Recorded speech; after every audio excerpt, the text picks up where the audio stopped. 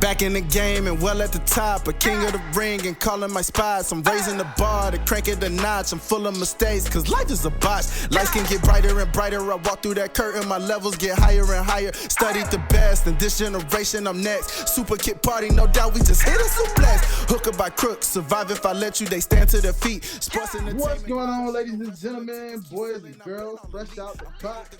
Stop, look and watch. Have you checked those clocks? Cause life's a box. Hey, what's going on, y'all? It's your boy, Hi-Lite Real, joined by the lovely and oh so beautiful, my co-hostess with the mostest, Miss Ash Benny. What's up, sis? Nothing much. What's up with you? How you been doing this week?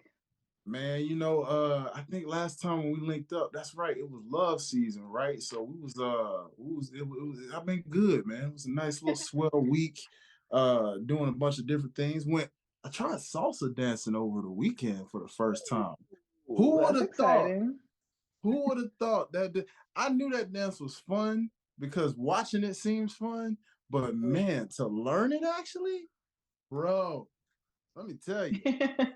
Your boy, give me about another couple weeks or so, man. I'm a pro at that, boy. That twirl game I do, oh my God, bro. When I learned that, I was like, hey, I can twirl them ladies, boy. But I was killing that. I was like, okay, let's go. Yeah, man.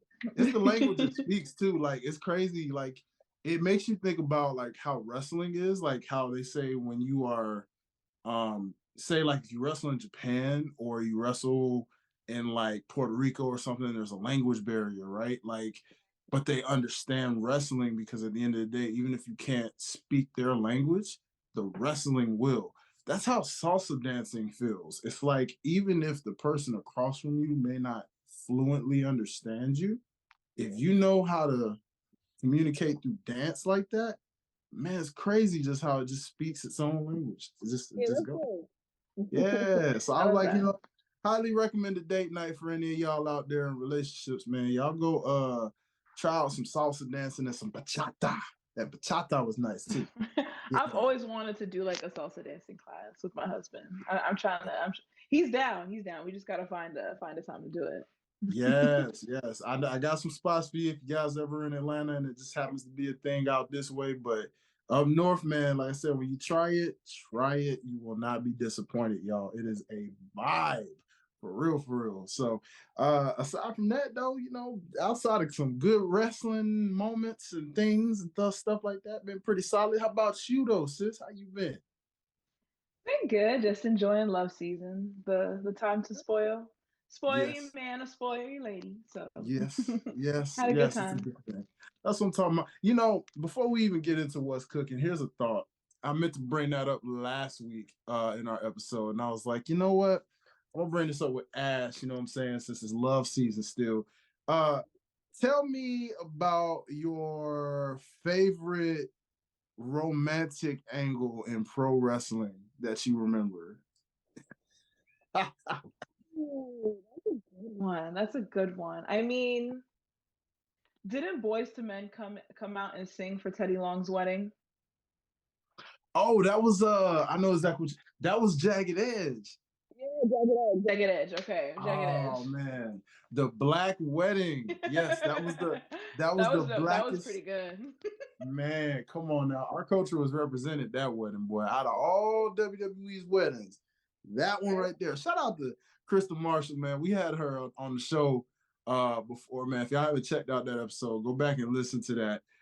Where I got to actually recap that moment with her, man. And she said more than anything else, that's probably one of the most proudest moments is the fact that she had the best wedding out of anybody in terms of represent for the culture. You know what I'm saying? Like Jagged Edge, man. Come on now.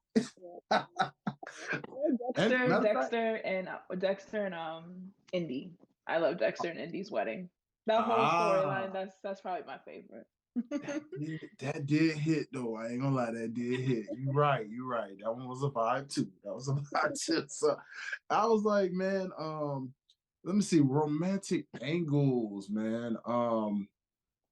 If I'm going like past, I would probably say if I'm going like way back, ironically enough, I was always a fan of Matt Hardy and Alita's romantic angle, which I ended up finding out down the line was like real life, and was like, wait, oh, so this isn't just on screen; they're actually dating. Wow, like it made it that much more like really cool because it was back then that was unheard of. You know what I'm saying? Like when real life couples were on screen, even for like Triple H and China to find out that was a real thing and was like, wait, they really dated? Didn't know that. They just look so good on screen. Or, Triple H and Stephanie, how that was like a joke on you know what I'm saying? Only to find out they dated for real. And it was like, wait a minute, what? So I'd say it was Matt and Lita for me. Like I think about that moment when they like first became a thing. Strangely enough, even Jeff Hardy and Trish was one that they didn't do a lot with it, but Short, but it was. I liked yeah, it. I liked it for yeah, what it was. yeah. I was like, this fits the misfit with the pretty blonde. Like this worked. I like this. I was like, I That's a wish they fun would have story, went a little Lee. deeper. Yeah, like I wish they would have took that a little deeper back then. But it was a cool angle. But recent, I guess, in our time of like the 2020s, I would probably say it was Otis and Mandy. I was thinking Otis and Mandy. I was That thinking was a Otis and Mandy. Yeah. that was a really cool During angle. during Rumble season, I rewatched that Rumble where she gets like hit and falls out of the ring, and Otis catches her. The huge pop. Man, That was such a fun story. remember ladies talking about like if you ain't doing this for me at a Royal Rumble, I don't Yeah, right, it was right, like right. I I was need you like, on the no, front that's fact. lines. That's I need fact, you on the front lady. lines, like. Well, I hope everybody out there had a dope Valentine's Day last week. I hope you and your loved ones got to celebrate however y'all celebrate, whether you celebrate or don't celebrate. I hope you guys at least got to spend some good time together and have fun in this love season that we have been in as we transition into the Easter Bunny, if you Yeah, will. Jesus, you know, April.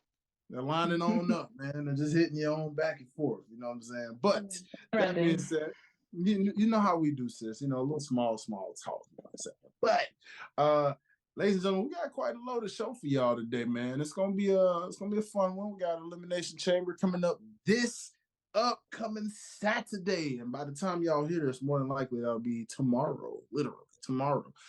We also have another pay-per-view the day before. That's right, TNA No Surrender out there in New Orleans, Louisiana. Got that going on as well. So it's a dual weekend of pay-per-views on top of a technically taped SmackDown. So it's like that's one, I don't know. It's gonna be interesting because I'm trying to see. Sometimes I don't know about you, sis. I don't really like the tape shows that much when I know this tape. You know, Yeah, it kind of is a little annoying, but I get why they have to do it. yeah. It's like we'll see. We'll see. I'm assuming The Rock is on this one then, since he was technically there for the first. Yeah, so we'll see. We'll see how that turns out. More than likely, I may skip out on SmackDown since it is taped. I'll probably watch No Surrender since I know that'll be more of a liver thing, and then transition to Elimination Chamber. So let's get into some cool stuff before we get into our Elimination Chamber predictions later on in the show. Let's go ahead and talk some what's cooking. Y'all already know how we do this and start this thing off. What's cooking is a segment basically goes on non-wrestling and wrestling content, all that good stuff in between. I'm gonna start things off real quick and I'm gonna talk about the fact that I actually checked out part of my date night with Bay last week on, celebrating Valentine's Day on last Wednesday evening. Uh, Took a nice romantic dinner, you know what I'm saying? And then after that, went to the movies and peeped that new Bob Marley film, One Love. And let me tell y'all, man, I never really knew much about Bob Marley's story, not even how he died and things like that. To find that out in the film and see what he went through was like whoa, this is large, bro. Like I did not know Bob Marley was always going through this because you'd see him and it kind of gives like that smile and peace Yeah. type vibe. Like my girl was saying, he's human, so of course you're not gonna always be that way all the time. But it's just still like crazy because of the type of figure he was to know he was going through all that, ducking, dodging for his life because of like the politics going on in Jamaica at the time with the Civil Wars and all that. So it's like crazy. But it was definitely recommended. A highly recommended film for any and everybody that wants to know more about Bob Marley and his story, or you just enjoy a good docu-series film, you know what I'm saying? Like a documentary type of movie, kind of like what you got with Straight Outta Compton and stuff like that. If you love those, highly recommend it. So definitely there's that. Sis, any thoughts? I saw you get animated, so I don't know if you had a chance to watch it or if you've been thinking about watching it. I haven't, but me and my husband have been talking about it a lot. We really want to see it like soon. So I'll let you know what I think when we finally do see it. For sure. You gotta let me know, sis. I can't wait to hear y'all thoughts on that one.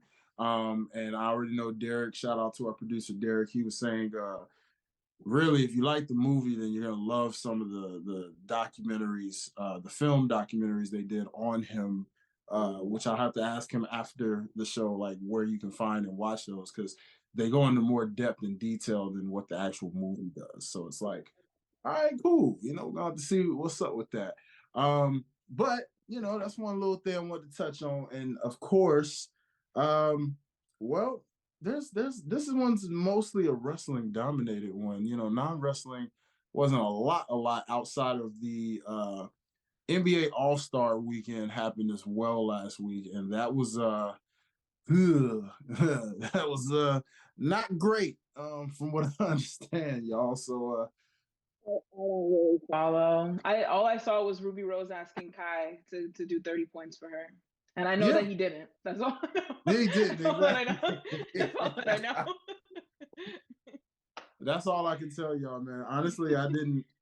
I've been so checked out of NBA season this year. My Grizzlies have battled injuries, so I haven't been as invested. But I kind of know what's going on. But it's like with the All Star weekend, I already knew something just told me it was not going to be worth watching. I was like, I'm not gonna, nah, because it just hasn't been good in so long. And when I found out the dunk contest is still another stinker, I said, well, no surprise. And then all I heard about, like you said, Kai Cenat, heard he was, a thing, and Michael Parsons being a baby Shaq out there apparently, and running over men, women, and children playing on the basketball court.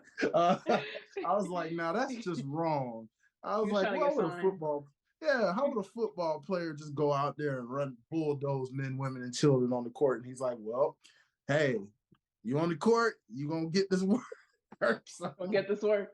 yeah, I'm like, hey, I'm not mad at it. So Yeah. that was something. So if you guys did have a chance to catch it, I would love to know y'all thoughts on it. Like I said, I saw the memes and I saw the comments, and I was just glad I didn't really watch the whole thing. I just heard the Celebrity All-Star game was cool. I was kind of upset though. No WWE representation this year in the All-Star game. Last year we had the Yeah. Miz. You know what I'm saying? Like That being said, though, they did bring Snoop Dogg's belt around, and I saw like they Lil Wayne did. holding it. I Yeah. think like the CEO of NBA holding it, like a Yeah. whole bunch of different people. Jennifer Hudson, I think I saw with it as well. Yeah, Kind of ironic on that one. I or was like, Shannon Sharp. yeah, yeah. So I was like, all right, it was cool, man. Like, I love how WWE does that. How they market outside of other genres, right? And we're gonna get into that because of what we saw on Raw. We'll get into that one. We saw our first crossover, baby. I said, uh-oh. Interesting, Oh boy. interesting. Yeah, man. So it was cool seeing how like whether it's a college football game, whether it's a NFL game. Pretty sure the Chiefs, you know what?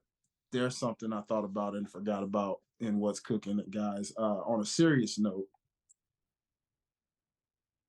thoughts and prayers go out to the people of Kansas City because of the mass shooting that took place around the time of the parade for the Kansas City Chiefs. Thankfully, nobody from that team was, injured or hurt. Everybody was accounted for, staff, coaching, and all that. But what's wild to me is that we decided to do that during that time.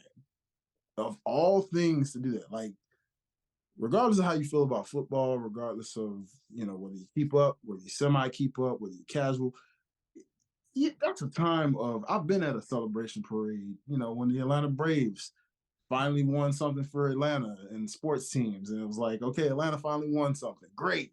I was there for that, and I can't imagine a mass shooting happening after a feel good moment like that. So, to whoever decided to do that, I can't really understand why you felt that was needed. I hope everything was okay with you mentally. But I just don't understand why you would want to, of all times, choose to do that. So I had to address that because it just hit me on that too, because I didn't realize that was something that actually took place um, during the time of the parade for the Super Bowl. And it's like, okay, so shout out to my producer. So the shooting took place after an argument between a few people. So to hear that, that's very sad to know that a simple argument caused that. You know what I mean?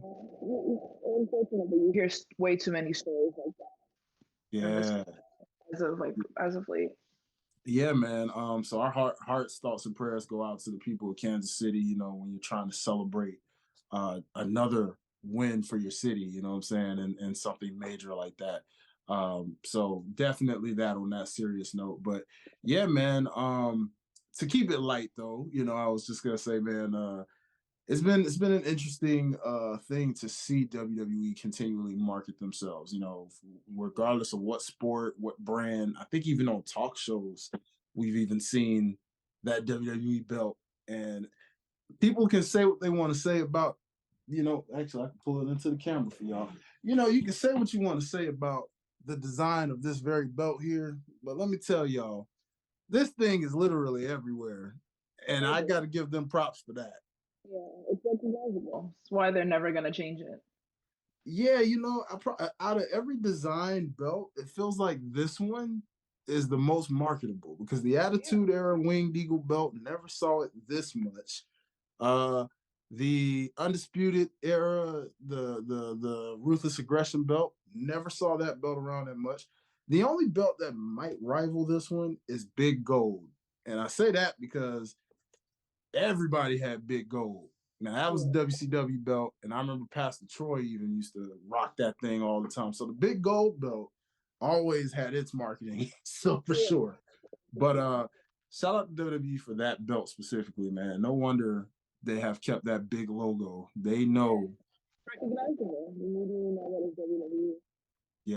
Yeah, I love that. I love that. And so with that being said, let's transition into let me ask you, I didn't think about this, sis, and please forgive me to my fellow brothers and sisters out there who listen of the show that are melanated. We've been in Black History Month this entire month, and we're getting ready to come to the end of February. And I've been meaning to definitely show love and tribute to our people in general, right? In the space and outside of wrestling, just in general. So, Ash, I gotta ask you, sis, as a woman for sure, who's someone you want to highlight right now in Black history and take time to show flowers to that doesn't get enough love? And I'll probably say it like this. You could do like say one wrestling related and one non-wrestling related. Oh, okay. I have to think about non-wrestling related. I have to think about non-wrestling related. Who I would say. Okay, so for wrestling, I want to give that moment of flowers definitely to Trinity, Naomi. I just think that she's a pioneer in the women's division, and in a lot of ways, like she was before the four horsewomen. You know what I'm saying? Like her and Natalia, when you think about it, they're the last of the Divas era. Like they're literally the last of that Divas era. And so for like a dark skin, a beautiful, strong, dark skinned woman to be holding it down for this many years and not only to leave the company and come back as a strong competitor, as a top competitor, a main event competitor, I think that that's incredible. Yes, yes. I definitely love that Naomi slash Trinity selection. Actually, that is very, very true. That's not brought up enough, and I think it won't be until she probably, actually retires Yeah. that we'll I hear feel more. like she's done such a good job at like the adaptability of each era. She just fits so well because she's just so iconic. Yeah, But she's able to adapt and change with the times as well as like keep up and stay current. Like we just saw like a new theme change for her. Like she's always able to elevate and stay relevant, always adding to her moveset, always up in the game and raising the stakes. Like shout out to Trinity. Shout out to Trinity. I love that. Man, you know what? Shout out to Trinity indeed. I'm trying to see who I could represent. Ash, you did so great with the ladies. I'm trying to think on my side with the fellas who I'd actually spotlight that hasn't really gotten a lot of flowers. Let's see. Um, Man, to be honest, I gotta be real, man. I'm just gonna say it. I'm gonna give it to my guy, Ron the Truth Killings, man. I'm really gonna do it. Like, it's not even just because he's a homie and he been on the show. Like, I'm giving homie his flowers now because like, bro, I've had the opportunity to actually give them to him for real, but like it's still just the fact that even since then, and beyond, this man has continually just, like you said with Trinity, very similarly, like he's been around since the Attitude Era for crying out loud, right? And it's like we'll get into that, but like I was talking on Gresh's on Gresh's show last night about how and we'll get into this when we talk about The Rock, but it's like it's crazy how a lot of the people from the Attitude Era have not translated well.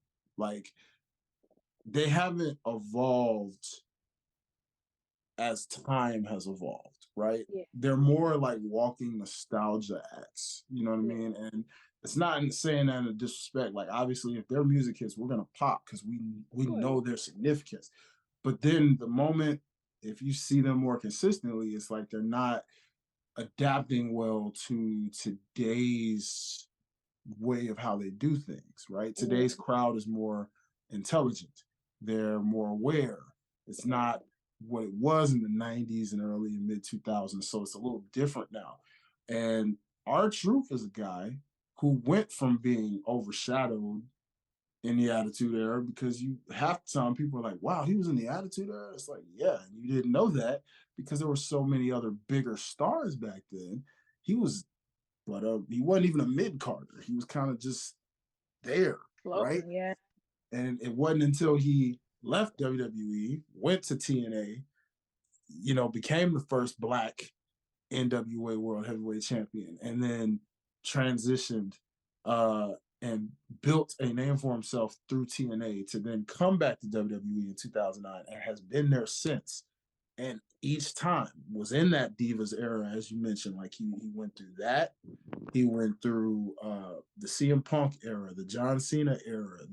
Like he went through all these eras, and here he is still today, making people laugh. Um, he's over. You know what I'm saying?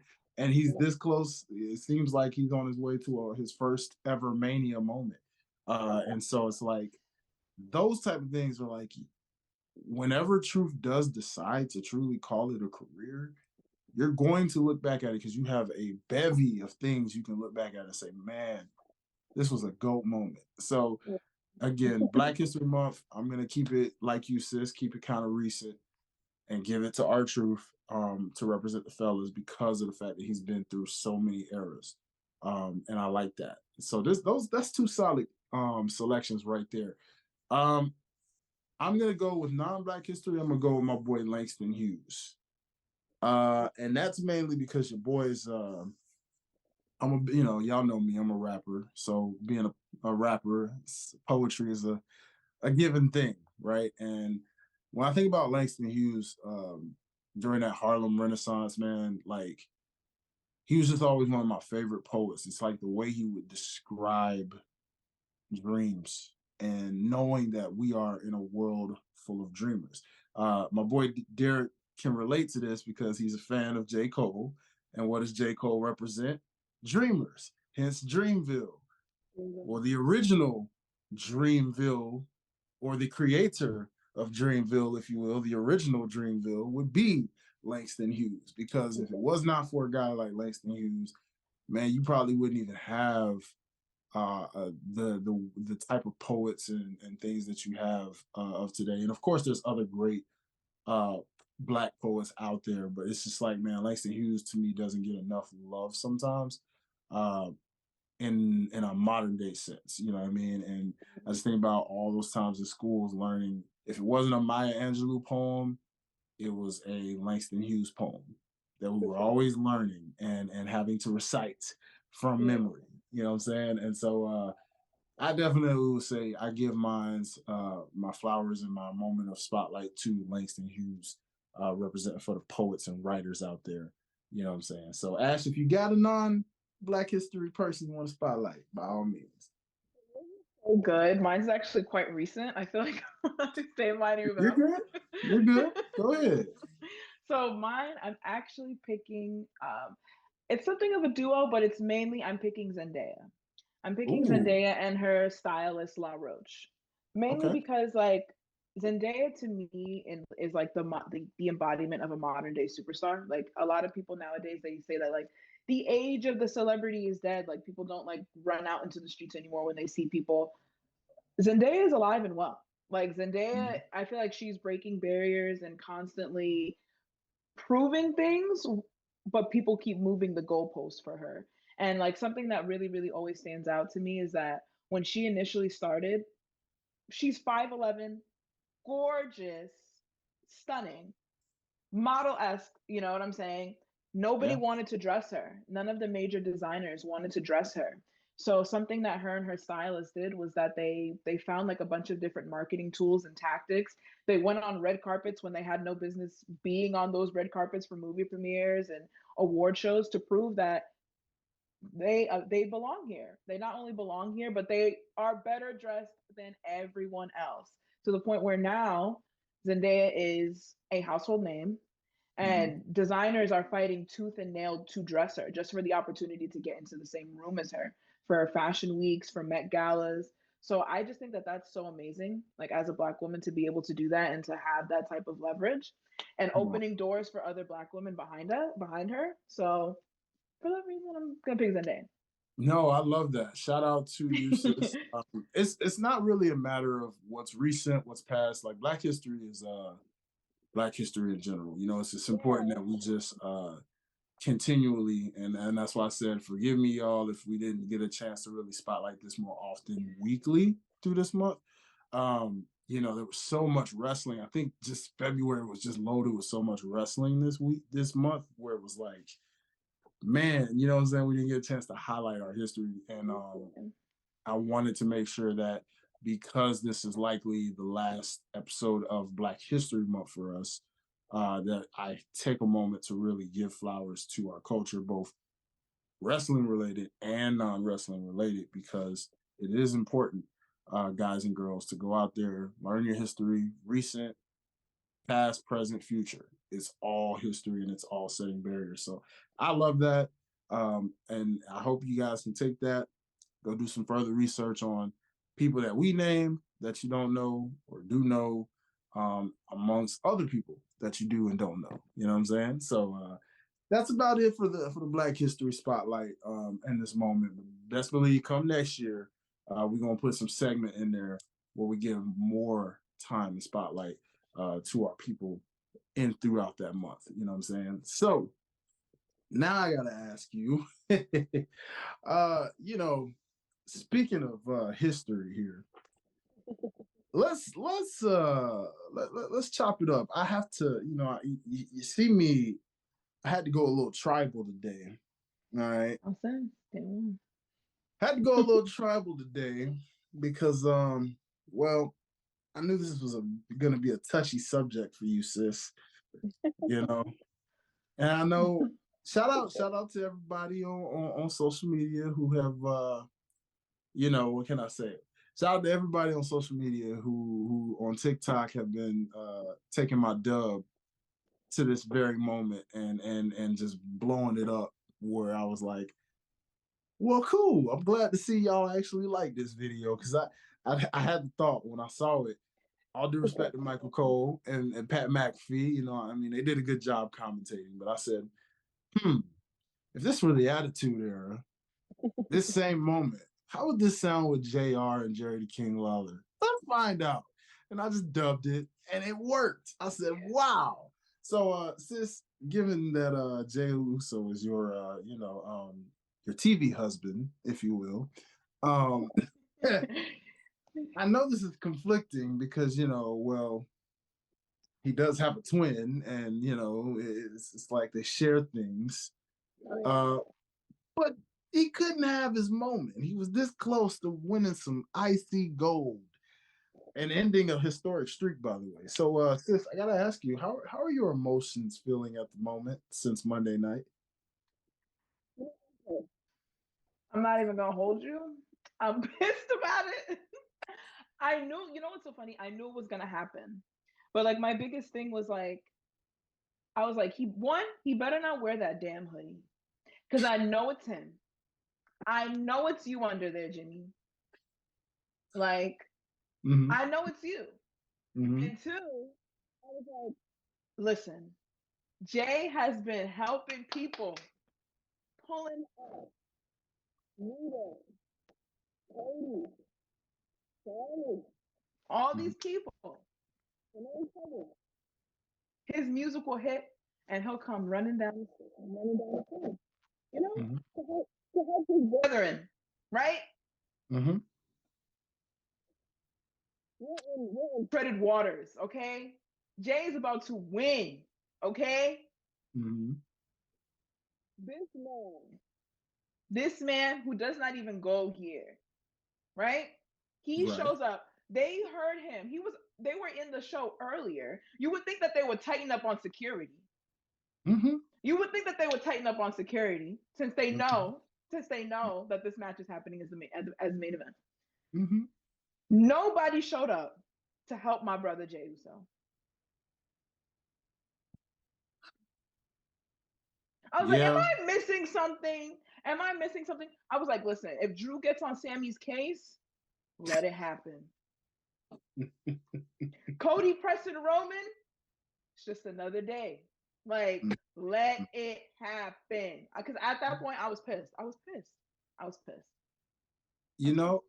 You had every right to be pissed, sis. That's why I was like, she's probably throwing all kind of things at her TV right now because funny thing about it is you are so right. By the way, Adam Pearce, where exactly were you, sir? Because aren't you like the authoritative figure for this brand? Ain't you supposed to be like? He had the nerve to tweet double fine to Jimmy Uso. I was like, dude, too little, too late. You think he care? He's of the NYE dynasty. That's a jet trip to him. Yeah, it really is. Like, I was like, wow. Yeah, wow. No, that wasn't right. It wasn't right to do Jay like that, y'all. And that's why I'm like, It was like you felt it coming. You did feel it, but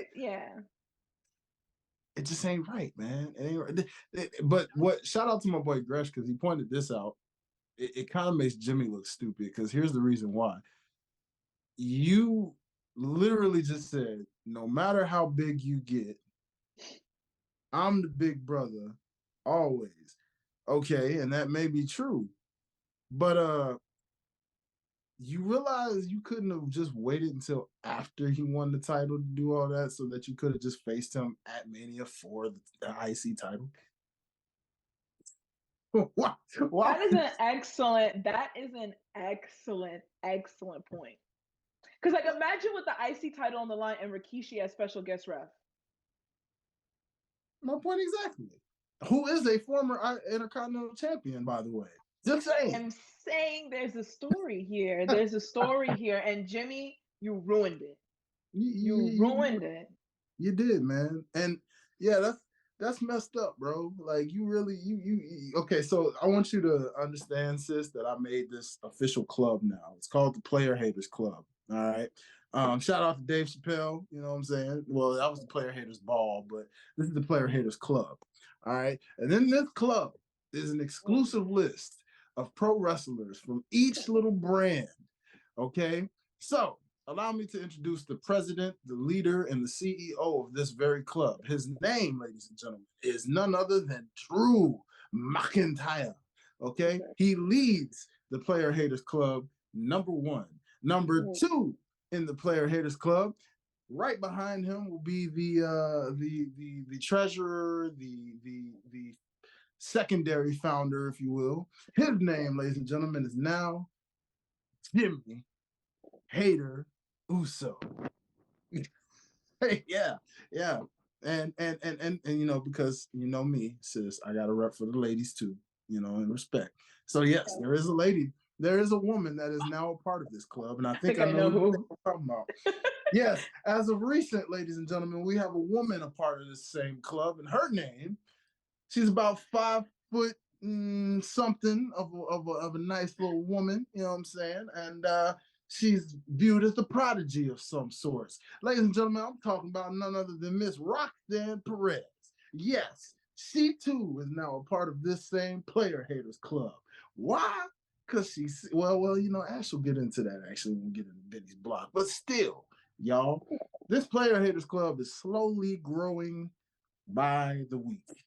And there will be other members. But for now, these three lead the charge of this Player Haters Club. So I gotta ask then. We've seen Cody yet again get screwed in the same exact fashion. We saw Jay get screwed. I demand a rematch, just saying. And now we are in a situation where let's talk about The Rock, if you will. All right. Now, we talked about a little bit earlier how Attitude Era people, not named R-Truth, are not translating too well in terms of modern day society, in terms of like you're walking nostalgia acts, you're doing the things that you did, but they're not translating well. So to call people trailer park trash in 2024 and or fat in 2024 and or you know all these things, not having sex and all this stuff in 2024. How well is The Rock translating to you as a person in modern day when you say, well, that's not aging well, Rock? In terms of like the political correctness of it all, no. No. It's a no for me. It's a no for me personally. But I still was kind of giggling at some of the parts. Like the herpes line got me. The herpes line got me. The Mormon line, especially, kind of gagged me. Kind of gagged me a little because I wasn't expecting him to say that.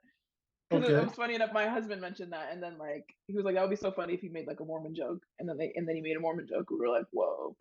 So we were like, "Whoa, he went there." He did. But I don't know. I feel like a lot of people were bringing up like Ricky Starks and stuff like that. A lot of different conversations around that. I mean, it's hard. It's hard because I feel like he kind of has to find like a new way to insult people. Yeah, he's kind of got to find like a new roundabout way to insult people. There are ways. He's like log into Twitter. You'll find new creative ways to drag somebody without dragging their appearance. No, true. I like that because Twitter gives you a reason, and we'll get into that one too because that's actually something I was going to bring up before we close out what's cooking and go into Benny's block. that does make me say you're right. Twitter is a good way to get all the ammo, like all you need. Just check your mentions alone, man. Trust me. It's funny because I always say like people who have like a past on Twitter, like, and they grow up to become wrestlers now, like Cora Jade, Mariah May, Mm-hmm. they know how to perfectly troll. Like they have like the perfect like, oh, where you just know like people in the comments, like the dude bros are going to be pissed at that. I'm like, excellent, excellent, excellent, excellent. It's an art. It's a No, skill. It's a talent. seriously, seriously, and you are so right when you talk about that. When you come, because Rock is showing, yeah, there's some stuff that'll still make you chuckle, but even then, you're like, all right, my guy, we gotta modernize this a bit. The Yeah. Ricky Starks comparison and jokes are funny to me because I'm like, well, technically he did it before Ricky, so Ricky's being him. Didn't Edge literally clown Ricky on the mic and say that he was a ripoff of The Rock? I'm just saying. But I didn't want to say that on Twitter because Twitter would start pulling me by my baby hairs. So I'd be like, you know what? Never mind, guys. Never mind. You good? No, since you look, you know I got your back now. You girl, ain't we you me Gresh. We got your back. You ain't Twitter. They bet not. They bet not try because we gonna get on them. You know what I'm saying? They can't mess with you. We got you. So if you tweet from your heart and you let that go, you let that go. We got you. You know what I'm Yeah, saying? I'd be like, who's gonna mess with me? No, for real, because like that's hilarious, man, when they say that. And I'm like, bro, they real deal like tried to say that. And I'm like, no, that ain't how that go. It's the other way around, bro. So, that's like saying uh uh that's like saying MC Hammer had You Can't Touch This first and Rick James Super Freak was the sample. Like, what? Wait, what? No. The sample You Yeah. can't touch this. Super Freak was before that. Yeah. You can't do that. No, no. That's like saying Nuck If You Buck was a sample to Bet You Can't Do It like wait, no. People, that learn your samples, okay? Learn your samples. If anything, Ricky Starks got it from The Rock first. All right, but that being said, yeah, we're gonna see how. Let's give Rock some time. Let's see what he does.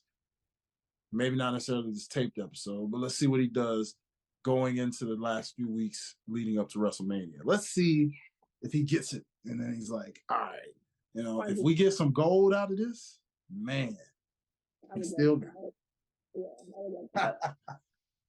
I love it. I love it. So, final point I want to get into. Well, there's one more side point before I get into this final point, but there's a side point in regards to Monday Night Raw, UFC. Now, I was not familiar with this fighter. Shout out to my boy Chris Negron. As a matter of fact, homie, I'm gonna have to do a special collab episode with you because you are my MMA specialist, sir. So I know you know who this fighter was that called out Conor McGregor. And this was the first crossover that we got. Yeah. The first crossover in this TKO merger. Remember now, we were talking about that, and we said, so UFC and WWE under the same umbrella. Now, I wonder how that's going to work. Well, ladies and gentlemen, as of this Monday, we saw that's how that's going to work. What better way to promote a fight than in the WWE, baby? Now, it leads me to wonder, what does that mean for WWE then? Do we get a do we get a scuffle in the crowd? Like, how does that work for WWE now? Now I want to know how we're gonna, does Roman Reigns show up? When RT challenges JD in the octagon after a match, it's gonna be like, hey, JD. Bro, I need to see it. I gotta the moment I see, and I don't even watch UFC that often, but the thing about it is I'm waiting for the moment now. Now that we got that, that's telling me somehow, some way, there will be, whether it's a promo, whether it's a scuffle or something, there's gonna be some type of WWE seed planted through a UFC fight. And I can't wait. I don't know if you saw, they were even promoting, like, if you bought, it was like some type of suite in like for like the UFC for the match that happened, I think this past week, if there was like one of the tiers, if you paid like a certain amount of money, Bianca Belair and Montez Ford would come and visit you in the season. So they're definitely merging. Like they're definitely merging the two brands. Oh, I love it. I love it. So explain to me how you felt about the passion. Whether you knew the fighter, whether you didn't. Conor McGregor was where I knew we were going I knew here. Conor. Yeah. Yeah. Soon as I heard Irish, Ireland, and all that, I said, he's talking about Conor, isn't he? As soon as he said Conor McGregor, I said, yep. I didn't even know he was still fighting. I'm just gonna be honest, y'all. Yeah, I was like, is he? I thought he took a break. Yeah, I thought he was done. I don't know anything. The last I heard of him, he was doing some crazy stuff to old people. Yeah.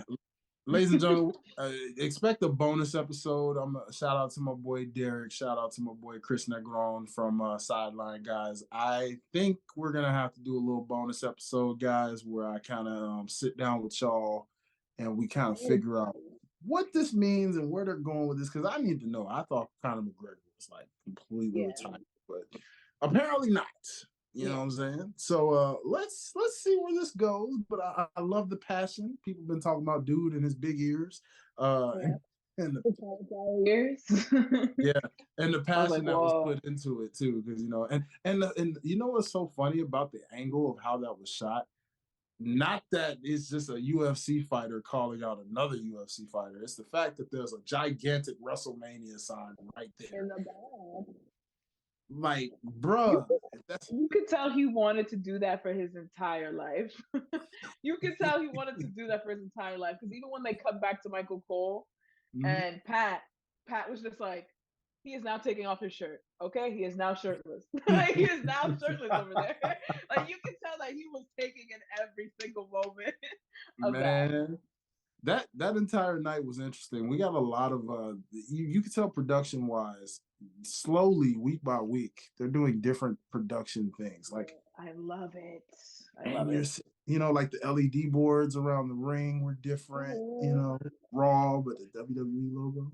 The camera shots have been like a little bit wider. Like they have like a lot more like one shot kind of panning closer to the ring instead of just like cut.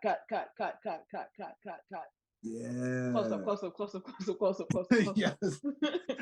Then you're seeing like in the crowd, you're seeing like how they just point out these different fighters and celebrities and important people. The entire board of Netflix being there for Monday Night Raw, they looked very happy. They're like, we're gonna make so much money. I know why they were cheesing.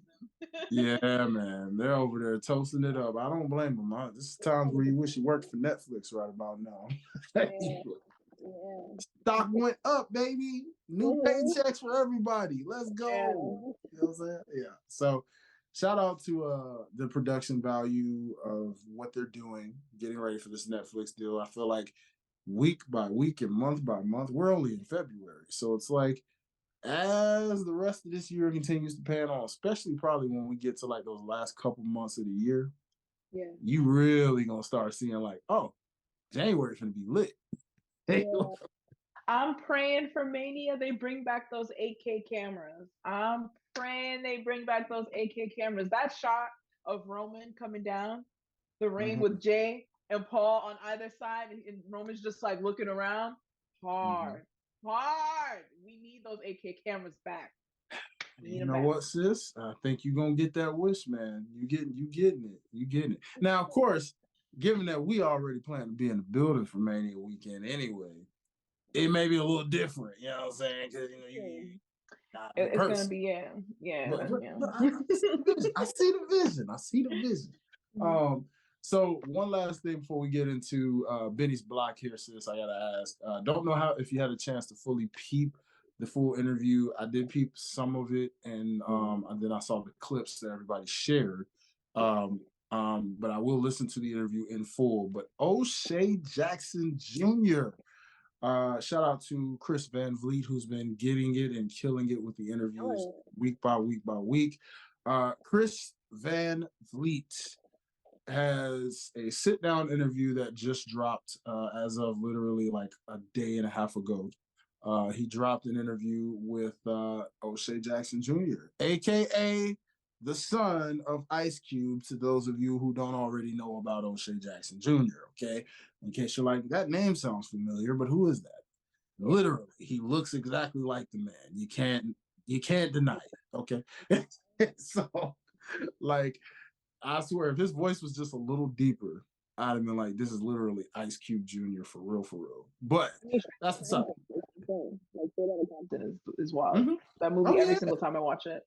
yeah. And then that lineup, the short haircut, the beard. I mean, now it's really apparent. Now that the beard then fully, yeah, man. That's, you cannot deny your daddy, brother. But he sat down and he was, just talking about his life as a wrestling fan, being this top level Hollywood actor, but also just a fan of pro wrestling and anime and all these other things that people are like, man, you wouldn't think he'd be a fan of, right? But he's a fan of these things. And so and so like, what's really, really cool to me is that I like how he was able to have that conversation. It's amazing how the wrestling, how can I put it this way? It's amazing how wrestling games, when you think about people who got into wrestling, it's amazing how you have these different outlets that got people into it. You as a woman, right? You think about like how some women got into wrestling through Total Divas. Total Divas is what got them into liking wrestling. Now we have Bianca and Montez's show, Love in WWE. Now it's going to bring in a whole new audience because you're going to have the culture who's going to see Black Love and they're like, man, I like them. Yeah. What's this WWE thing? I like it. Right? It seems different from when I was a kid. Yeah. Oh, there's other Black folks in here too? This Naomi girl? What? Yeah. Who's this Jade girl? Wow. Now all of a sudden, you know what I'm saying? But then you look at like the wrestling video games. I'm finding out lately that a lot of the wrestling games also got people into wrestling. Who would have thought? Because growing up, I just always thought that if you had the wrestling games, you were a wrestling fan. Right. But apparently, some people got the games and didn't even know wrestling. Yeah. But because they played the game, they saw the characters in the game, then they suddenly were like, oh, I gotta watch this. Yeah. So he talked about that with his cousin and just being able to watch it. And then his cousin's like, we can actually watch this too, right? He's like, what? I gotta see this.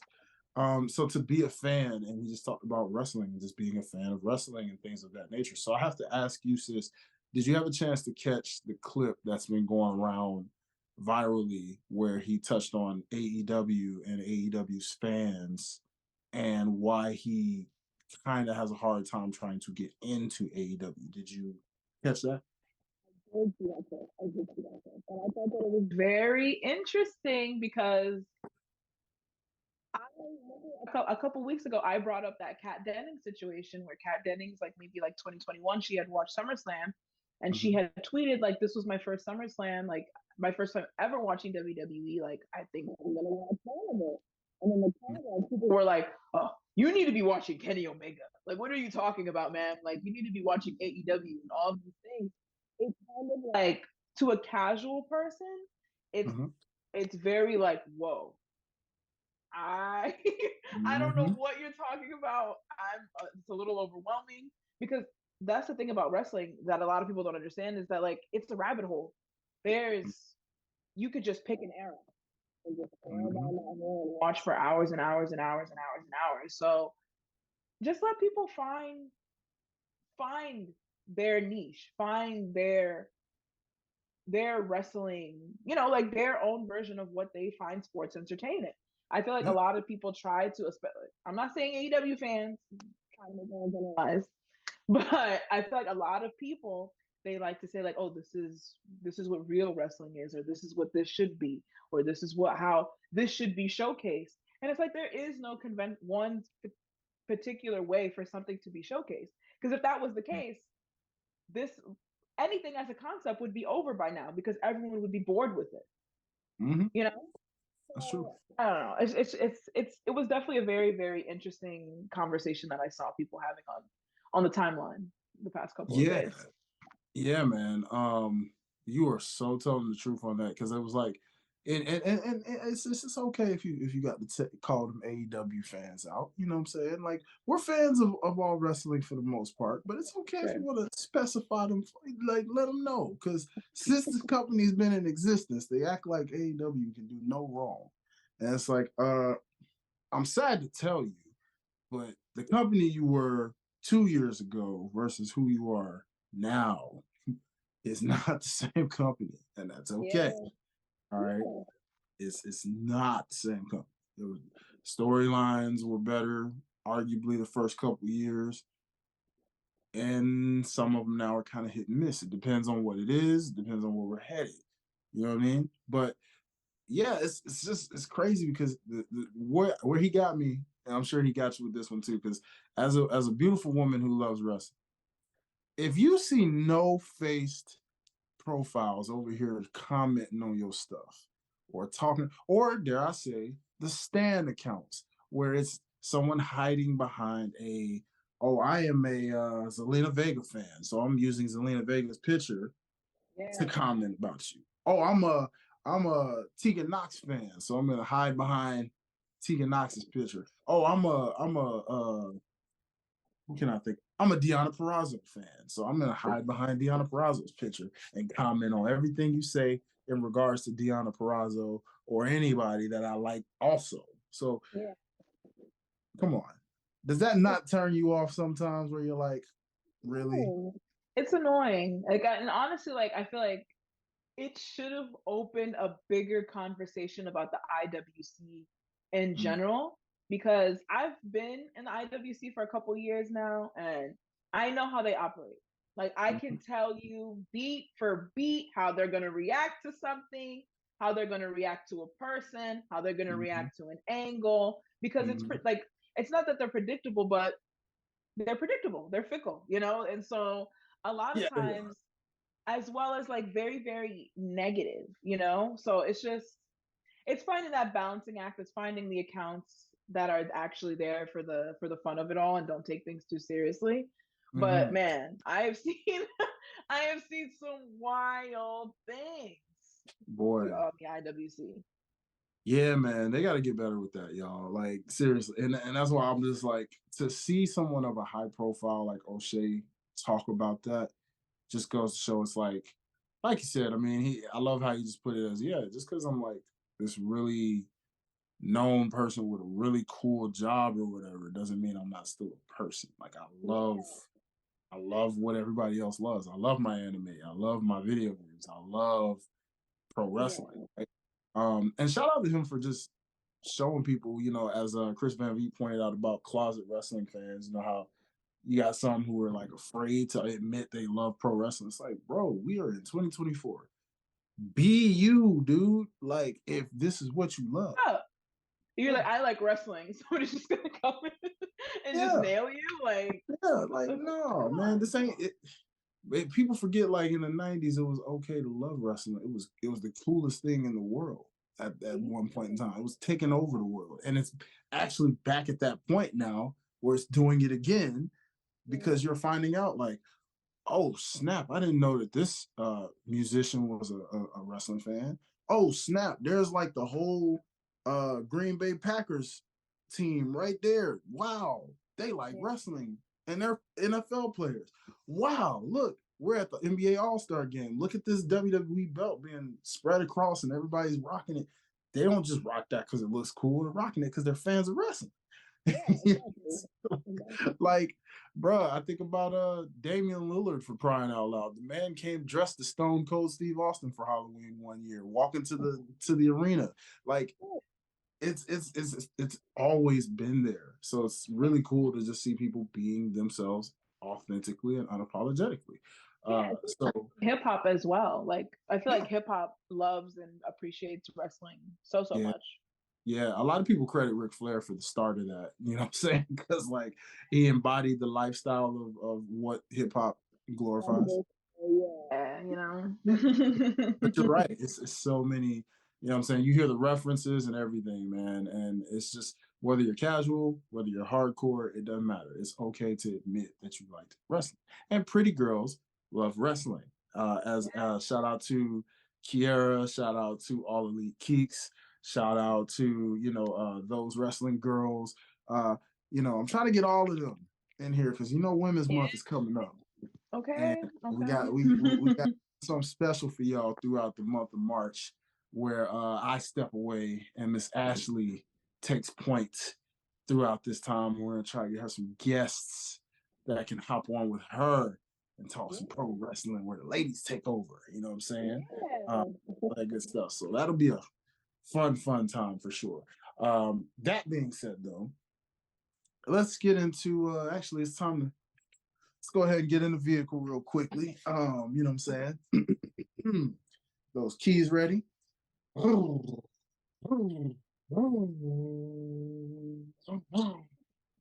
right, y'all, ladies and gentlemen, buckle up, fasten your seatbelts, get ready for a ride that we're about to take as we driving.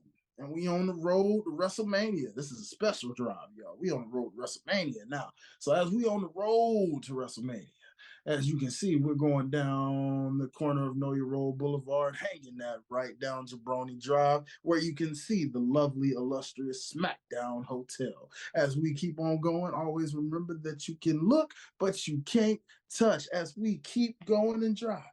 As you see right there, right down the block, what is it as we turn this corner? Oh, there it is, ladies and gentlemen. We are at Benny's Block. What's happening, Benny?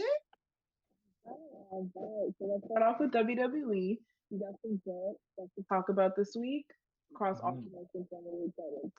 So going on Raw, I really, really enjoyed the Rhea and Nia TV interview thing that they did. I feel like it's kind of crazy to see Rhea so in as a babyface right now. Like she's cutting promos, being like, "I had to remind myself who I am, Rhea Bloody Ripley," and like I love it. I love it. It's strange, but it makes sense because Nia is doing everything that she needs to do this year. Honestly, I'm gonna go out and say it. Nia Jax is my favorite here. Like on the women's roster across like all divisions right now. Like Nia is just eating. Like she's just eating. That Elimination Chamber segment was fantastic. I really, really enjoyed it. I have to do like a gong salute because I am so mad about Tiffany Stratton's theme, Tron, and the paparazzi flash is all gone. She has a whole new theme. And like I don't understand why they're going so all in on this, like it's Tiffy time angle. But I kind of just like the Barbie thing. Like I liked the Barbie gimmick. I like the Barbie gimmick. I have a thought. I think I know why they had to do that. As much money as WWE may be making, they're not trying to lose that money with that trademark. And Barbie's gonna be like, Barbie and Mattel don't play that. That's fair. That's fair. But it's like they could have picked anything else. I feel like they could have still kept the font because they don't actually. Mattel might own the font. Mattel might own the Barbie font. We truly don't know, but I would not put it past a trillionaire company like that to own the font of the $1 billion thing they own.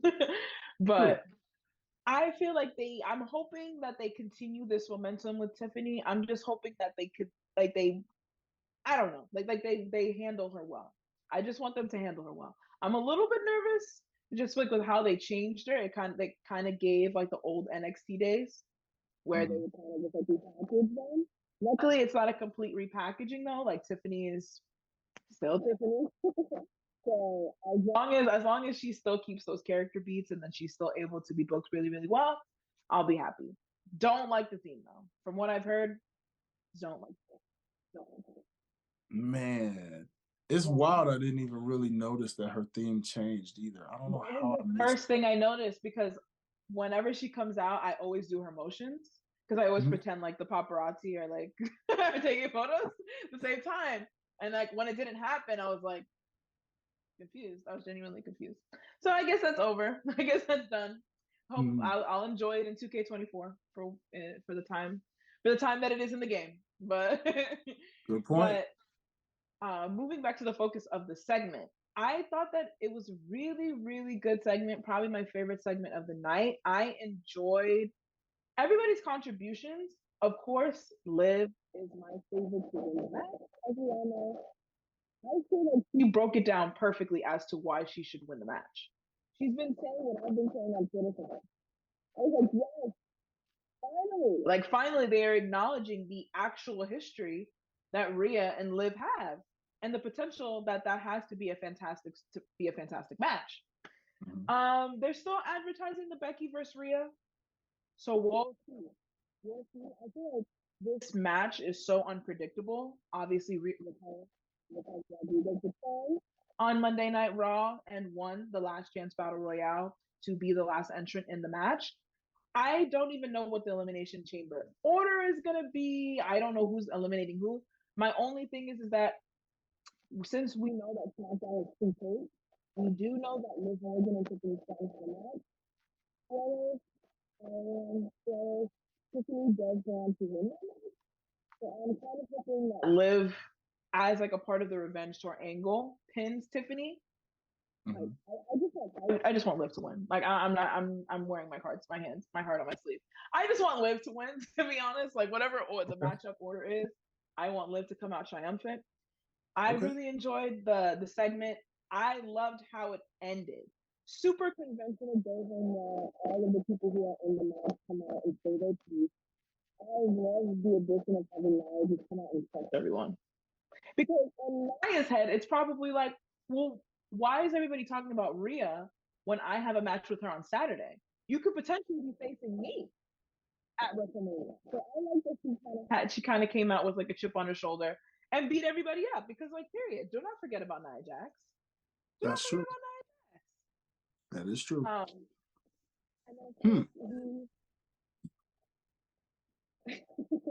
Sorry, sis. No, I was like, what do you think? Well, yeah, I was listening to you. There's a slight audio issue from time to time too. I don't know if it's catching over there. From time to time, it'll hear you and it gets bubbly, where it's like I'll hear you and then it like muffles out a little bit. It sounds like a little bit. Yeah, from time to time. But while sis gets that situated for a second, I'm gonna chime in on what she was saying while we're getting that situated. Honestly, I love that. See, this is why I love your perspective, because I was talking with Gresh about it yesterday and I gave my gripe on the women's match because of the fact that they are indeed very much making this very predictable. But I like how you're optimistic on holding on to the thought of Liv, because Liv is a very interesting wild card, if you will. Yeah. See, my gripe was, first off, I'm like, okay, why exactly are all these women in here? Because who can afford to really lose right now? Because like none of them arguably can. Like I'm like, okay, well, let's see. Let's start with the wild card that really threw off that the dream card that you showed. I saw your leaked photo and you were mostly right up until one person, which I told Gresh, I said, yeah, I bet they did that just to throw off that entire predictable graphic they accidentally leaked. But for the most part, to have Tiffany Stratton, to have Becky Lynch, to have Liv Morgan, to have Bianca Belair, to have Raquel, who was an interesting addition. And you know, I'm sitting here and I'm like, oh, and Naomi, duh, how can I forget you, Naomi? I'm sorry, forgive me, sis. But I'm like, okay, well, I like this on paper, but I don't like it because that means literally 5 of y'all got to get pinned and or submitted. And I'm like, well, who deserves a loss right now? Because Naomi just literally got back a month ago, right? And I'm like, we haven't really seen much of her yet. Like, you don't want her to lose in a pinfall, right? Yeah, for sure. Bianca is the one I can make a case for. I can see her losing and taking a pin because she's in that stage right now that we've seen Becky go through. We've seen all of John Cena's, all those people on that level. She's just in that stage where okay, she's gonna take this loss because this is the year she unfortunately has to take a bit of a backseat, just a bit. It's okay, Yeah. but I like that she's keeping her WrestleMania dreams around, saying, "I need an opponent because I have a streak at WrestleMania, and I love that." She wants to for sure. compete. You can't be the EST, and you can't. And the fact is, at the end of the day, I love that pun. You can't spell EST. You can't spell WrestleMania without EST. She's So, Miss WrestleMania. and that is she is right, and it's like I have an idea for her. You know, as we mentioned, involving those tag team titles. Yeah. Her and Jade Cargill. Might as well make that a Yeah. Superwoman team. You know what I'm Yeah. saying? You got to build to the story before you get to her and Jade Cargill facing each other. See, For if they're sure, gonna for face each sure. other at a Mania, there has to be a story. You can't just go Yeah. off. Oh, they're two powerful black women that are really expect. No, no, no, no. You need a story. Yeah. Yeah. You know, For and sure. what better way? Dominating the scene as tag champs for pretty much the majority of the year. Get caught slipping and lose, and one blames the other, whoever it is, Yeah. and then it builds up to their feud. You know what I'm saying? Exactly. Yeah. But so in Bianca's case, I can see a situation where she loses and it just gets her more desperate to try to get on that card so that the streak continues and make her happy. But I'm like, okay, live, revenge, like you said. Well, you don't want that derailed by the fact that she loses if it's a revenge tour, Mm-hmm. right? Okay. Raquel just also got back, even though that For was a turn. yeah. So I'm like, well, that don't make sense to have her win if she just literally got back to lose. Put her in Yeah. a losing. You know what I'm saying? Like Yeah. The this is only what. thing that makes sense, the only reason why I'm okay with it is one, because it's a fantastic lineup. Like the match itself, I know the match is gonna be. Okay. I think that it's gonna be it's okay because every single person in there is at their best. Is a main Mm, event competitor. So I okay. feel like if they were to lose or to get pinned, they can do like Michael Cole can go, well, uh, I'm trying to think of somebody in the match. Raquel shouldn't feel bad at all because she had a fantastic showing. Like she put up a great fight, like I Mm-hmm. feel like they can tell a story in the matchups to where somebody just gets caught slipping, somebody gets pinned. I think it's gonna go very fast paced. I'm hoping that it's Mm-hmm. gonna be like a very hard hitting, fast paced match. Mm-hmm. But I think that they have the potential to kind of get away with it because everybody is main event quality. It's not like Okay. there's like a weak link where if somebody gets pinned, it's like, well, why the hell did that person pin that person? I think that I there's like that. like a little more balance because of that. Okay. You convinced me, sis. You convinced me. I'm intrigued to see the way they book this for sure, For sure, for sure. including the men as well, because as we see with the men, same case. Same, yeah. It looks like they're leaning Drew, but as I brought up to Gresh the other night, Randy Orton is someone that has been very under the radar since returning. Keep in mind, Yeah. he has not been pinned yet, and you can't necessarily count him out either. So Ever, it's yeah. a very interesting situation. So, but back to the women and the ladies. Yeah, I'm gonna see how they do this then. Props. But are you upset that Jade was not featured in this after all, or do you think it was a good thing? I'm upset. I wish that Jade was able to be in the match. I get it potentially if the reasoning is that they feel like they want to give her more time to cook to really, really find her footing. Just Mm-hmm. because it is like another matchup, like a group match. So she does kind of have that opportunity to take breathers as well as let other people have spots and have big moments in the match. Like it doesn't have to necessarily be all on her, which is why I Mm-hmm. thought the Elimination Chamber would be like another really good fit to kind of like put her into the match. But it is what it is. I get it. I don't Me and Triple H have like a love hate relationship. It's not like me and Sean. Like me and Sean, Okay. like we kiss each other on both cheeks. I ask him how's the wife, how's the kids, like vice Mm-hmm. versa. Yeah. Whereas like when I see Paul, it's kind of like, how are you? You're good? Okay. Stephanie's good? Okay. Like because he plays around with the women's division a lot. I feel like he plays around with the women's division a lot. Even like with this Go Home Raw show, I feel like he could have done better. So, Okay. All right. All right. I but like but that. I'll trust him when it comes to Jade Cargill. Okay. That was where I was going with that. I'll trust him when it comes to Jade Cargill because it seems that they've been handling her really really well since her signing. So I'll trust him with that. I respect it. I respect it. So we'll see. We got a nice lineup of Okay. sorts. So let's see how it plays out. But continue with Benny's block, good sis. Okay, so moving on to NXT.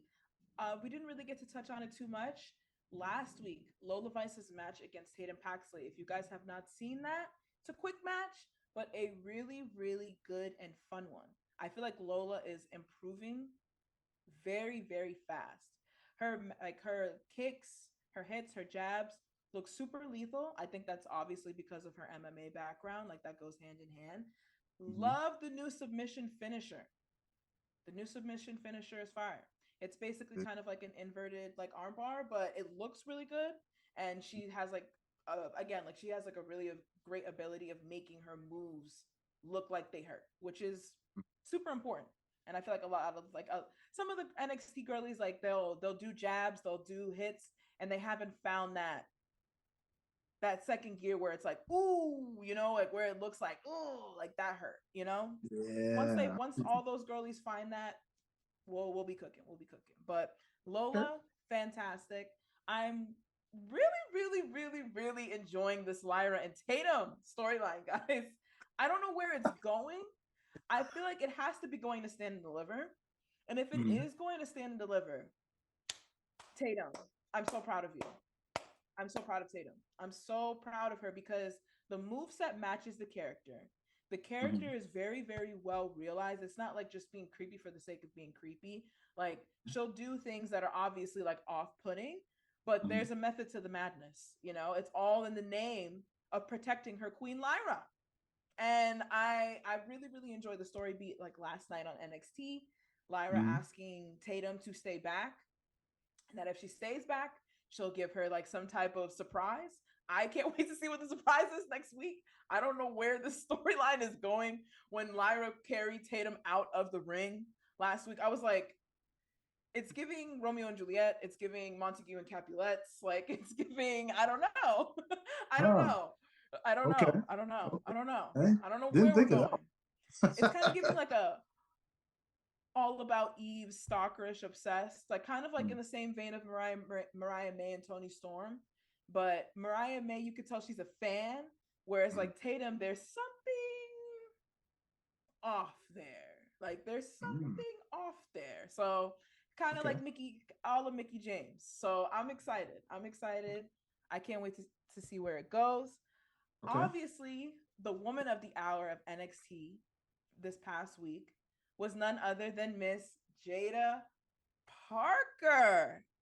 Yes. Miss Talk Jada about it, sis. Parker. My girl ruled social media. I mean, what else is there Oh to boy. say? What else is there to say to the point where at a house show, I think it's in Lakefield, Florida, she had a championship match against Lyra Valkyria in the main event at a coconut show. This past, I Mm. believe it was this past Saturday. So they definitely know what they have with Jada Parker. Obviously, the match that she had with Adriana, it was a green match, but I feel like it was a match that showcased where they are at right now. A lot Mm-hmm. of potential.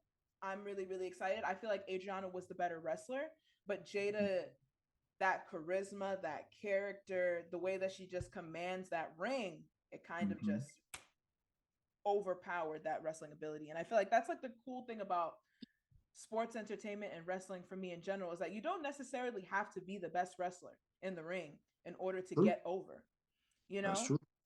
Very And true. so with that, I'm excited to see where Jada goes.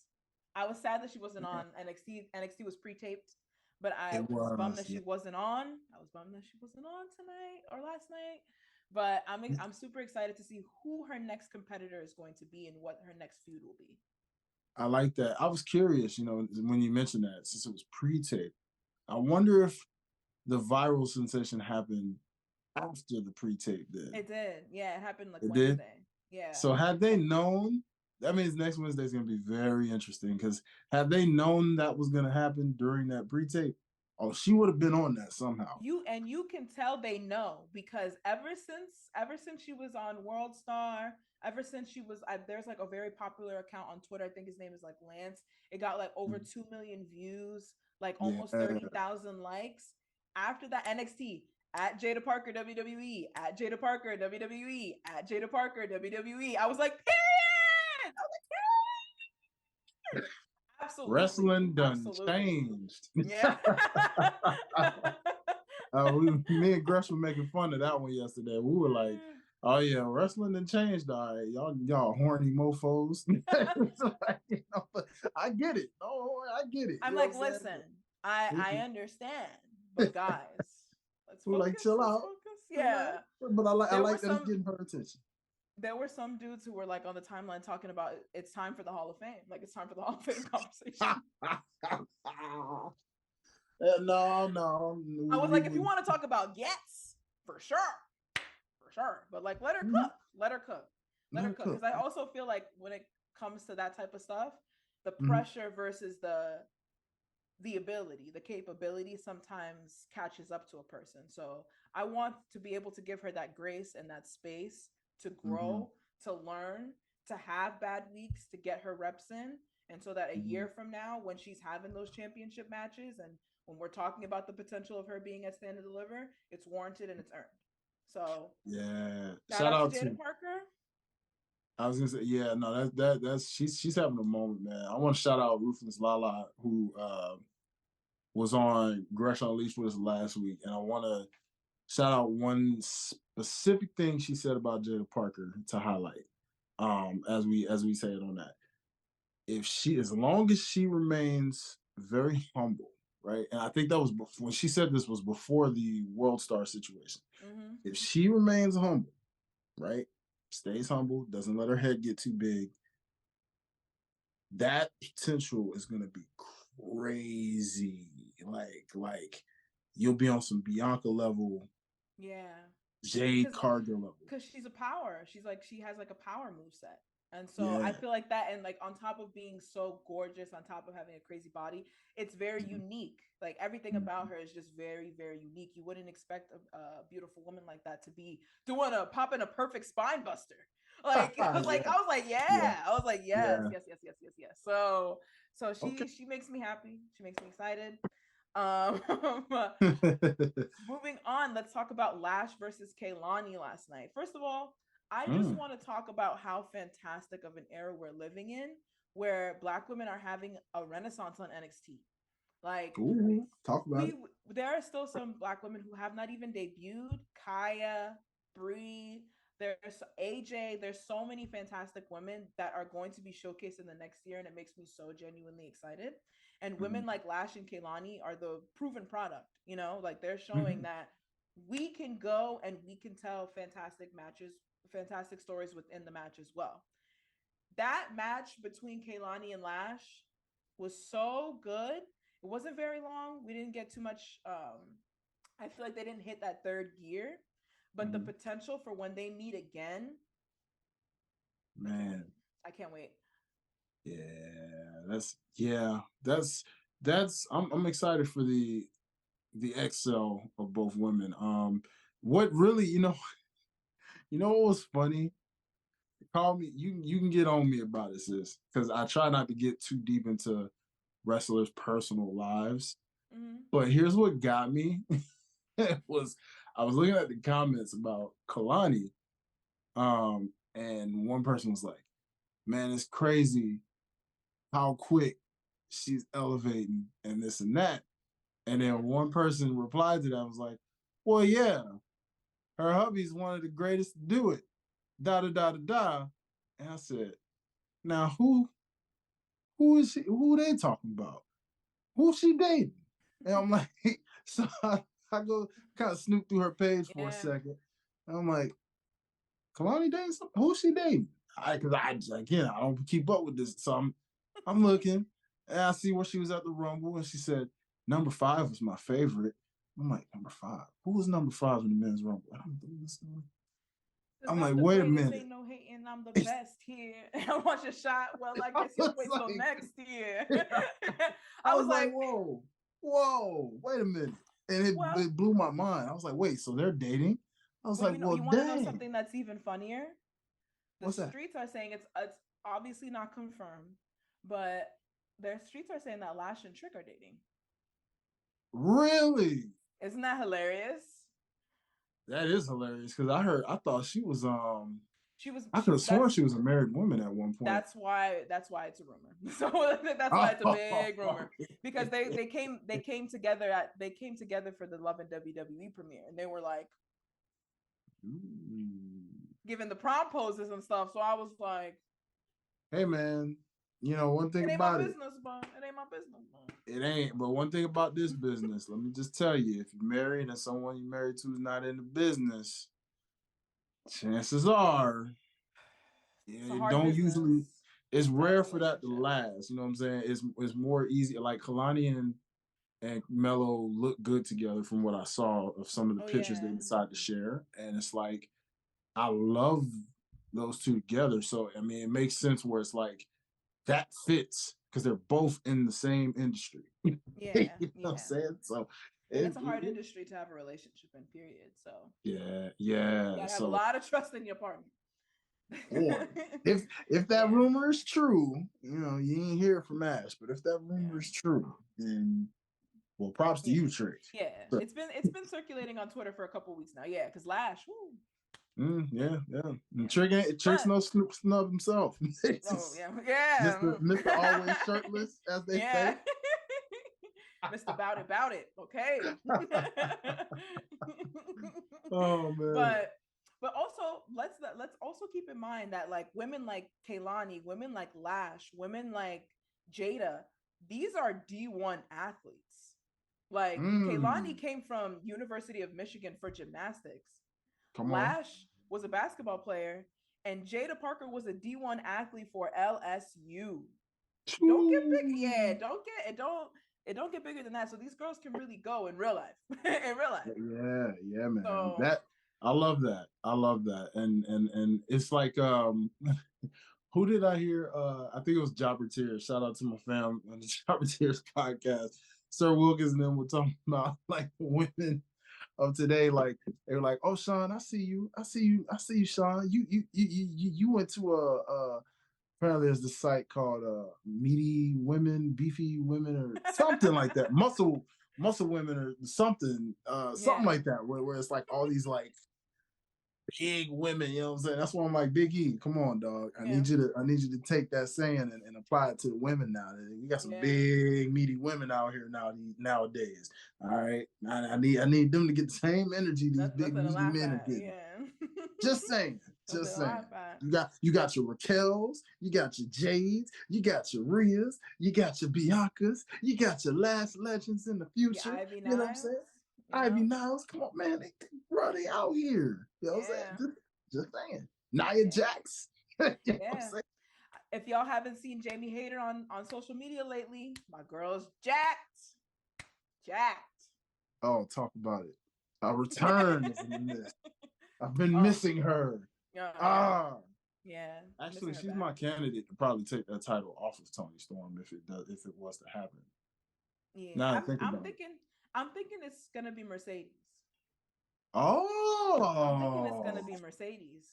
I'm thinking Mercedes is gonna show up and point to that belt and say, "Time's up, Tony." well, now that you mention it, man, we are very close to that. That could be okay. Okay, you convinced me. Yeah, I can work with that. I'm not mad I at it. love that. I love that. I love that. So let's actually just move on to AEW since we're already on that pace. All right. Um, I'm loving the three the throuple situation that's going on between Swerve Strickland, Chris Statlander, and Willow Nightingale. I feel like it's Mhm. very entertaining. It's a step in the right Oh, direction. Stokely Yeah. Hathaway. What did I say? What did I You said say? Swerve Strickland. I was like, wait, Swerve is huh? Wait. Not Swerve Life's a Strickland. botch, Stokely baby. Hathaway. Life's a botch, Not baby. Swerve That's why we Strickland. do it. That's why Not we Swerve do it. Strickland. Not Swerve Strickland. He would not be in this angle. TK offered him this angle, he would throw the book at him. Moving on. I really enjoying this Throuple situation. I really liked having like the idea of Chris trying to get Stokely and Willow to work together to be better, to meld better. The finish of the last match against Sky Blue, really good match. Again, story playing up on how they were a tag team before Sky Blue's turn and joining of Julia Hart. I really enjoyed Stokely utilizing like cheating and assisting Willow with the finish, and then Willow just kind of being like, I won, yay! And then watching the tape back and going on Rampage and being like, dude, don't ever do that again. Are you crazy? Are you nuts? And Chris kind of being like, let's just hit a reset button. Start anew, refresh, and we'll try again. So I'm excited for Dynamite tonight. I'm enjoying the story. I want to see where we're headed. It's looking like for Revolution, either Chris Statlander or Willow Nightingale is going to be facing Julia Hart. I'm excited. I'm excited. It feels good to have a pay-per-view spot for the TBS Championship. I know that Julia was injured for a little bit, so I'm happy that she's back. Between the two, I honestly would love to see Willow get the opportunity, just because I feel like Chris was TBS champion for so long. Willow's overdue for that type of shot, so fingers crossed, and let's see where it goes tonight, Let's guys. go, Willow. Let's see where it goes. Yes. Okay. Let's go, Willow. Okay. Harley Cameron. Oh yes, talk about it. Is hilarious. Is hilarious. That the whole Angelo Parker, Ruby Soho, Saraya situation where Ruby is still refusing to forgive Saraya. She's walking into like backstage interviews with Renee, and Saraya's like, I just want you to know, I forgive you. I forgive you. Harley Cameron saying that she's gonna pull out a knife on Ruby Soho and it's just a spoon. And then she proceeds to smack Saraya as hard as she possibly can in Saraya's boobies. I was like, what is going on? I was like, what is going on? But I love it. I'm enjoying it. I'm sports entertained. I don't know about you guys, but I'm sports entertained with that. They are getting to that. Ironically, they don't want to admit it, but they are understanding. They're definitely getting into some hooligan shenanigans, tomfoolery, which I feel like is needed. I feel like it's needed in wrestling. Like, come on. You got to have that. Balance. It's got to be a balance. Yeah. Exactly. I'm curious to see where the Angelo Parker and Ruby Soho storyline is going to go tonight on Dynamite. I know that they're supposed to be getting drinks or something of that nature. I'm curious to see how Saraya and Harley are going to ruin that. Yeah. Watch Harley end up being one of the waiters. Watch her be a waitress. Honestly, I feel like her character is unhinged enough to do that. Like so she just show up kind of like Raven Baxter-esque, just being like, hi. Like, need it. Yeah. No, that's gonna be fun. Okay, all right. Okay. The Toni Storm film, where she basically put the dagger through the duck of her matchy tattoo with Deanna. Basically putting a pin saying that progressing the story along. I feel like they've been doing a really good job at building it. Deanna actually looks like a formidable opponent. I don't think Deanna's going to come out with the gold at Revolution just because we have the huge, appearance of Mercedes coming up, and we still have a whole bunch of stuff to get through with the AEW women's division. So I don't think Deanna's going to come away with the gold here, but I'm curious. I'm curious to see where it's going, and I feel like we're going to get a really, really good match out of it. Queen Aminata. Just shout out to Queen Aminata. Queen Aminata got the win over Anna Jay. Super, super happy. If you guys have not seen her, I think it's like an 11 to 12 minute interview with Renee Paquette.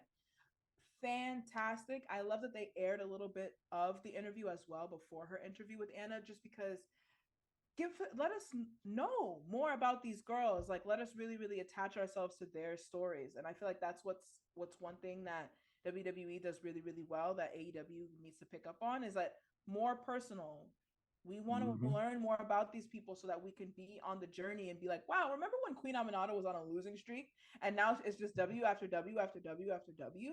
So deserved, so earned, you know? I'm Yeah. hoping next we get a character because she has the look, she has the charisma, she has the move set, she has the gears. Her gear style is probably my favorite in wrestling right now. I love her gears so much. They're so beautiful to me. She just needs a character. She just needs a character. Once she gets that character, I think that we'll really be swinging with her. I have a recommendation for her with that. Of course, the queen aspect of things, because royally speaking, nobody is doing that. Yeah. You know what I mean? Like, you haven't had a true royalty gimmick since like King Booker, maybe. Yeah, I mean Queen Zelina tried to get it off, but it was very fleeting. It was very fleeting. She did. Now there was that. So I can say that one. But even if you don't want to go that route, something with Sky Blue will help with that. A sub feud, because they're real good friends in real life. Yeah, I know they're roomies. And that being the case, I feel if you bring Sky Blue into the fold, let them continue that story of who is this version of you that I don't know. Kind of similar to what Tony Storm and Deanna are doing, but in a different way. Yeah. You've crossed over to the dark side. Where's the Sky Blue that I know? Yeah. And and it kind of just sets up a mini feud on a mid-card level. I would love that. And they've had a couple matches. They've had a couple matches on TV before, so I think that's like a really, really good direction for them to go to, because it's something natural for them. Yeah. They need to work on what they know. Work on what they know and expand upon it. Exactly. So okay. That's AEW, and then finally, guys, I need to catch up on Ring of Honor. I got my Honor Society subscription. My Honor Society subscription is back. So I have to catch up on the TV tournament, as well as I know that there's like a whole bunch of really, really cool things going on with Nyla Rose and Athena. I'll update you guys on all of that next week. I did see a segment though. I did see no spoilers. I've been staying away. Yeah. Okay, I will say I heard about Nyla Rose, and because I think Gresh was the one that told me, like, bro, you need to check that out, right? And I saw a clip of Athena. I'll say it like this: attacking Nyla, and from behind, and during an interview, and like, interesting. Let's just say Nyla Rose is hilarious when she's talking trash. I'll put it that way. Like, she is hilarious. I will say, like, the one beat of this, I don't know why Nyla's heel in this. Nyla is so naturally babyface. Just makes sense to me. And then Athena is the ultimate heel of the Ring of Honor women's division. So I don't know why they didn't naturally just have Nyla be a babyface. But I'm hoping that once I watch, I'll get more context and more understanding. Like, oh, okay, so that's why they're leaning more towards the heel situation. I got it. So, So closing it out with TNA. My biggest thing is that we're preparing for No Surrender. Jordynne Grace versus Giselle Shaw. As we all remember, she won the Ultimate X at the Hard to Kill pay-per-view in January of last month. Giselle Shaw has seemingly dropped the Chantarage. So Savannah Evans, Jay Vidal, it's seeming like done.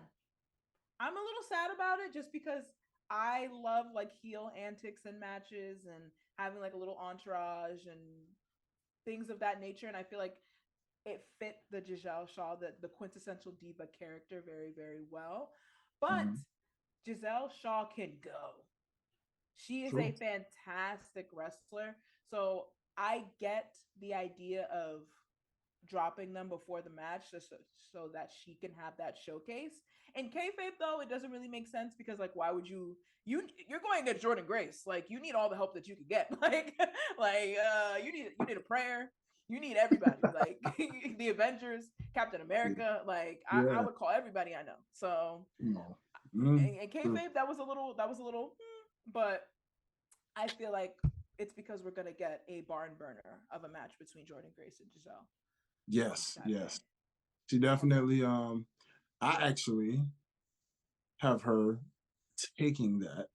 I don't know if we'll get to get into any just in case we don't get to do our predictions for No Surrender, I'm gonna go ahead and just say I have her actually beating Jordan. Now, could be wrong. I know Jordan's riding a lot of momentum, the Royal Rumble stuff, but she doesn't necessarily need the title for that, unless they're just marketing her as the face of the company as a whole. But I think Giselle Shaw, this is her time, and she's gonna get it. So we'll see.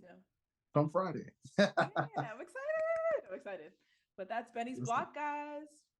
All right. Well, shout out to Benny for Benny's block, ladies and gentlemen. That was a phenomenal segment. You know what I'm saying? We went a little lengthy today on purpose with y'all, man, and we are just about in the fourth quarter of the show. So let's just get right into it. We got a pay-per-view coming up this Saturday. God be with us, because this pay-per-view is literally at 5 a.m. Yeah, I'm not excited about that. I can't watch No Surrender. I can't watch No Surrender Friday night. I gotta watch it Saturday afternoon. Yeah, No Surrender. Actually, now that you mention it, I was gonna attempt to try to watch No Surrender Friday night, but I might have to save it for that next day now that you mentioned it, because I'm gonna have to go to bed stupid early to try to get up that early for freaking Elimination Chamber, bro. But all right, so it looks like we got the card officially set and locked in. All right, so we're gonna go down the line. No particular order. We're just gonna go down the line and we're gonna see who Ash is taking. I did kind of already give my predictions on Aggression Unleashed, so I do remember them very well. So I'm mainly going to be going to you, and then of course I'll still reveal who I have. Yeah. But if anybody didn't already check us out last night live, I made my predictions on last night's show. So this is mostly about Ash Benny and getting her predictions on said show. So we're gonna go ahead and we're gonna do off the jump. I'm gonna start with the hardest one. I'm gonna go right to the women's Elimination Chamber match, because I feel like they may kick it off with the ladies. Yeah. More than likely. Yeah. So by all means, for the women's Elimination Chamber in Perth, Australia, who do you have taking it between Naomi, Tiffany Stratton, Raquel Gonzalez, Liv Morgan, Becky Lynch, and of course, who am I missing? Because I know I'm missing one more person. Who am I missing? Naomi, Bianca. Sorry, Bianca. Forgive me, EST. I'm sorry. See, this is what happens with multi-women matches. Okay, so who do you have taking the Elimination Chamber and going to WrestleMania? Olivia Morgan. It's not her name, but that's a good pun, though. I like that. Okay, all right. I'm going with Liv. Liv Morgan. Okay, we got Liv Morgan for the win. Okay. That is, boy. All right. I'm a big dreamer. I hope you are right on that. I really hope you are right on that. I am going to go with the obvious one in the room, and I'm going to say it's Becky Lynch, because they really, unless they're really trying to troll us, they have really made it known that's who I'm going for. Yeah. Becky Lynch. So I'm like, all right, we'll see. Yeah. She's like, it doesn't do it for me. At all. I'll be like, I'm not moving. Don't worry. Here's my prediction, though. See, the thing is, yes, Becky will win. Yes, she will go to WrestleMania, but she will not be victorious at WrestleMania. That's what I'm Rhea thinking. Will beat her. And then Liv is either going to do it at, dare I say, WrestleMania at Backlash, or she will do it in SummerSlam.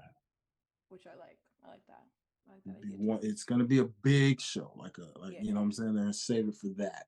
And the revenge tour will continue long enough up until that point. Yeah. They'll just if Becky wins, I'm definitely thinking Rhea's retaining. Because Becky, there's nobody else in that match who can afford a loss like that at WrestleMania besides Becky Lynch. Agreed. So that's why I'm like, I have definitely Becky winning to ultimately lose at Mania. All right. So next up, we got a tag team championship match. We've got the Judgment Day going one-on-one with the what do they call themselves? Oh boy. Tyler Bates and Pete Dunne. British Strong Style. There we go. British Strong Style. I mean, I would love for British Strong Style to take it home, but it's Judgment Day. It's Of Judgment course. Day. It's Of Judgment Day. course. It is indeed Judgment Day. They are going to take home the dub, if you will. So Yeah. there's that. Let's see. What else did I see that we have? Oh, we have apparently a segment. This is not a match, but Grayson Waller effect in Perth, Australia. Where this is going. I wonder where this is going. Yeah. Because originally I thought that Grayson Waller effect, it was gonna be just Seth on Grayson Waller effect on a SmackDown leading to Elimination Chamber. So in my head, I was like, wow, they're giving Grayson a championship match for Perth, but it didn't end up playing out like that. He still has a spot on the PPV, but no match. So I'm curious. I'm curious to see what exactly, or what type of story progression between like Rock and Roman potentially. Where are we headed here? This gives me the vibe that they're going to really announce officially we're getting this tag match, maybe. Because it looks like Cody and Seth are going to be there on this. So, is it possible we get the official match? We're going to find out. But for predictional purposes, give an idea of what you think will happen. I feel like the announcement of the match is a pretty good call. I'm just hoping. I don't want the match to happen. I just don't care for this tag match. I don't care. I don't care. I'm like, get on with it. Like, let's I said I am not impressed with your tag team match. You can keep that, please. Yeah, wow. keep that. I'm shocked. I did not think you wouldn't. What? Ash, what? She's like, nah, I ain't doing it. Okay, all right, that's fair. I'm not moving about it. I'm not moving about it. It doesn't move me, child. It doesn't move me. Okay, I'll rock with that. That's the beauty of two sides of an opinion. You know what I'm saying? I'm excited for it more so to see what kind of story it's going to tell. That's why I'm excited. For sure. I'm excited to see. I just don't know where we're going.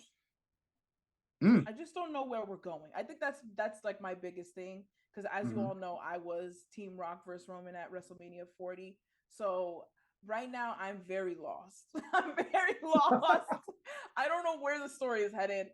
I understand The Rock has joined the bloodline, but if there's a time clock or an hourglass, so to speak, on the bloodline and Roman's reign, what's the point? You know, so I don't know. I'm here, but I'm also I'm very curious.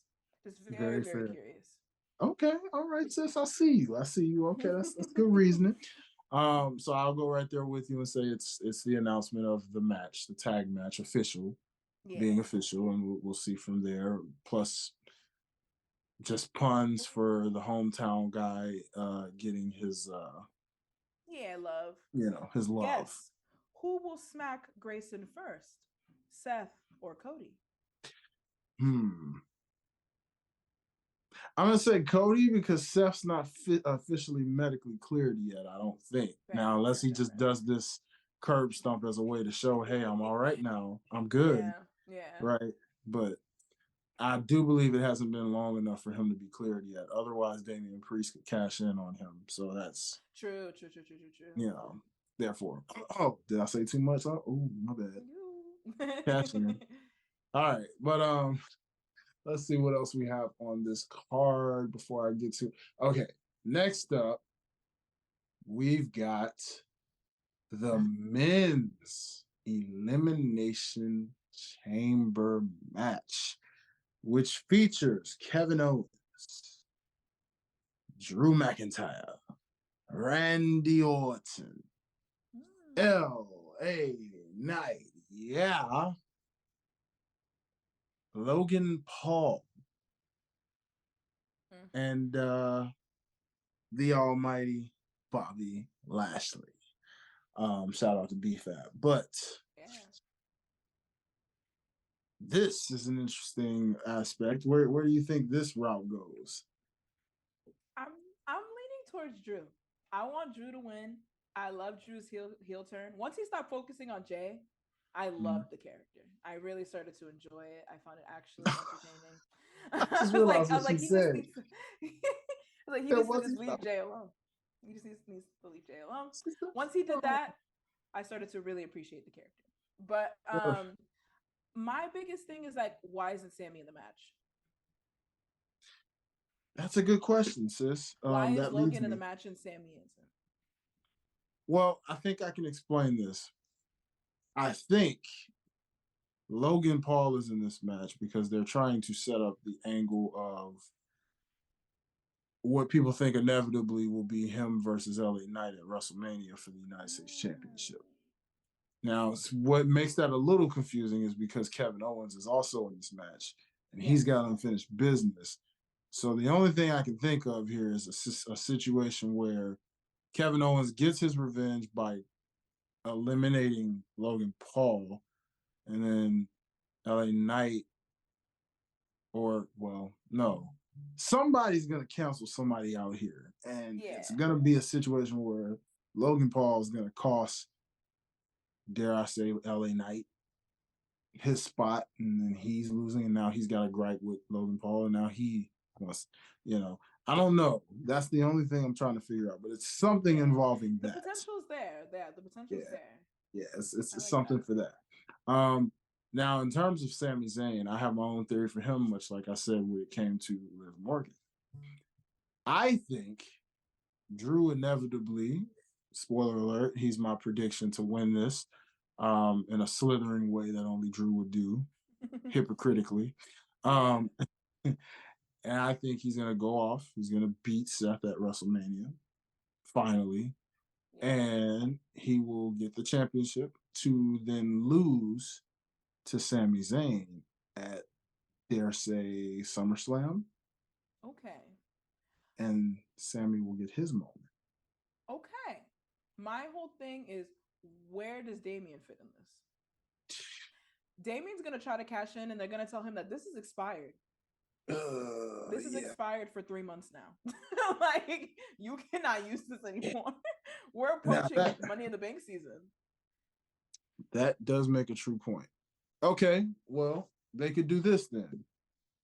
I'm glad you mentioned that, because that's an actual aspect I didn't think about. If that's the case, what could happen is Seth then beats Drew again, but because he's fresh off that injury, sells the fact of the injury, because that's what Drew's going to target. I'm hurt. Yeah. And then, dare I say, Damian Priest pulls the Seth Rollins and cashes in on him while he's injured, can't defend himself, beats him for the title, gives Damian Priest a minute to hold it. Then he gets to tussle and feud with like a Drew and a Seth Rollins at 100%. Yes. That buys some time until we get to a SummerSlam. And then, throw some other challengers in there somewhere. Yeah. Dare I say he's probably separated from Judgment Day by that point, maybe. I don't really know to say yet how that would work. Because I think it seems like Rhea's probably going to separate herself as the babyface more so than Damian. Like, I think Damian, I'm not sure, because it might just be for Perth. Just because of just because she's the hometown girl, they've just been going super hard on her, like with marketing and just like putting her in the forefront. I hope they main event. I hope they main event the Elimination Chamber, but I think they will. I think like after that, they'll kind of just like go back to the Judgment Day as a whole. Yeah. That's why I was like, we'll see, because I mean, Rhea she's kind of outgrown the Judgment Day. You haven't seen her with the Judgment Day a whole lot, if you think about it. She just goes in there to yell at them. Yeah, and compared to where they started to where they are now, I really do feel like Priest cashes in, wins that title, is indeed the leader, and leads the charge against the Judgment Day, which then down the line sets up their inevitable breakup, I guess, when he loses that title Okay. and things of that nature. You know what I mean? Yeah. So There's we'll a lot see. of potential, like potential storylines where it could go. Mm-hmm. Yeah, I like that. I like that. So we're gonna find out. We're gonna see what happens. So give us Drew for the men's elimination chamber, and then of course, unless I'm skipping a match where I did, yeah, I don't think I'm skipping any other matches because it wasn't a big card. Triple H don't like big cards. Yeah. So it looks like what we're gonna get is what I feel, and I think you feel. You know it. You feel it. The main event. Yep. Nia Jax versus Rhea Ripley for the World Heavyweight Women's Championship. I think it's safe to say we both say it's going to be Rhea. Rhea's got to win it. Rhea's got to Yeah. win it. She's the hometown girl. Hometown girl. Well, WWE would pull a swerve because they don't like people winning in their hometown sometimes. But yeah, I'll have a sidebar after we finish the Elimination Chamber. okay. It's still about Elimination Chamber, but I just had a thought just came into my head. All right, I'll work to it.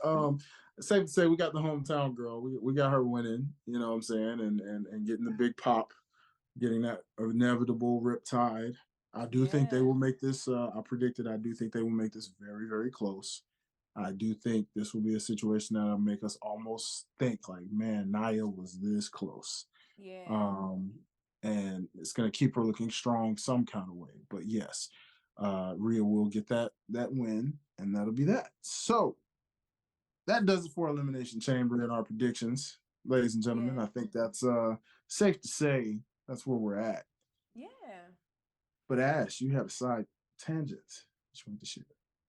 How sad is it that Bronson Reed had a qualifying match and lost? As an Australian man, I would be devastated. He even tweeted that. He was like, I failed my friends and family and like all of this stuff. I was like, why didn't they just book him to win? I don't get it. Ironically enough, I thought he was going to win because I thought, given the side tangent that Bobby Lashley had, I just thought, with Bobby Lashley, I thought Bobby's got his own stuff going on. Exactly. Yeah. He's got his own stuff going on. He doesn't necessarily have to be in this match. He could just be going head to head against Karrion for the next couple of weeks until Mania. Yeah, so, that's what I thought we were gonna get. I was a little surprised, but I guess these things happen for a reason. Yeah, they do. And the crazier part is even with that, it made me wonder, well, shoot, we're gonna say that same thing for Miss Indy Hartwell, because how you gonna let Raquel come up in here and just, hey, I'm back, I win. You also so funny. Indy is notorious for somehow in the last minute winning battle royales. Like that's kind of like her bag. Like so I low-key thought that she was like a top contender to win that battle royale. So when she got tossed out, I was just like, poor girl. What could have been? Guess you can't all perform in your hometown, but who's to say that it won't happen for you in the next go round? Yeah. I'm sure this will be a success. I'm sure this Perth thing is going to be a huge success. Of course, they'll be back. They'll be back. Sad for us because that just means more 5 a.m. shows, but it's cool. We'll tough it out. We'll make it work. Ladies and gentlemen, before we let y'all go, we got one important thing to cover more than anything in the world. And ladies and gentlemen, I'm talking about none other than the Botch of the week. Ash, you got a botch for me this week? Okay. A botch? Ooh. I need time. I need to think. Time? I had a botch, but take your time. I got you. Don't worry. I'm gonna carry the front. I'm gonna bring up something that I brought up earlier in What's Cooking. Ladies and gentlemen, my botch of the week this week is going to none other than the NBA for the botch of the week. Wow. Why? It's very simple. The recipe was there. The recipe is there. For Yes. years, you guys have been known to be the best, and I mean the best at All Star weekends. Normally, it was all the stars come out, all the people come out. You know, you'd be in good cities. You'd be in cities like LA, cities like Atlanta, cities like New York. Y'all go in these big cities, have a phenomenal event. Got the biggest NBA stars, you got the biggest celebrities and celebrity all-star games, and locally sitting and courtside, all this. Dunk contest used to make people go, ooh, ah, yo, can't believe he just jumped over a car. Oh my God. Yeah. Now we got people just jumping over a guy who's 4 foot tall and sits down in a chair, and that makes him even half the size that he is. And we're supposed to be impressed by that. What? Yeah. You got these no-name dunkers. We don't know these people, okay? We don't know you at all. Who are you, my guy? You know what I'm saying? Yeah. The NBA All-Star game in general, okay? Garbage. You guys are getting paid millions of dollars, and I get it. It's a break for y'all. It's like a weekend for you guys. Yeah. But people paid darn near thousands thousands of dollars for these tickets, just a general admission ticket. You don't mean to tell me that even with all these names that you paying all that money for, you still don't give a decent game for people to watch? Something? Yeah. 211 to 186, dog. Come on now. That's just piss poor. All right. And it's just, again, man, the festivities of what was once great is no longer great.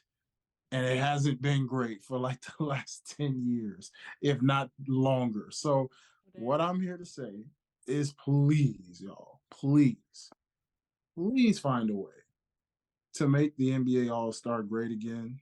Okay? Please. Yeah. In the meantime, you guys are getting Botch of the Week. Ash, the floor is yours. That was a good one. That was a good one. Thank you. Oh Thank you. man.